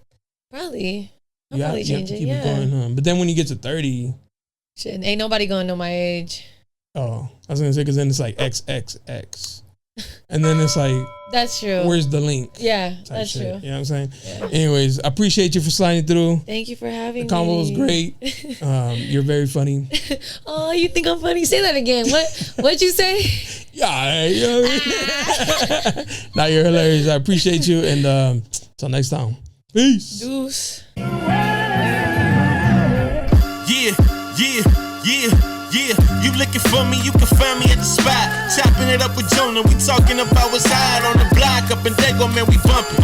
Keeping it confidential, you know this how we coming, we ain't front. Looking for that real, better tune in and stick by. Put on for the city every time that I dip by. Getting to that gritty every time that we sit down. Promise you it's real every time that I get round. Come on. Been in the field playing, we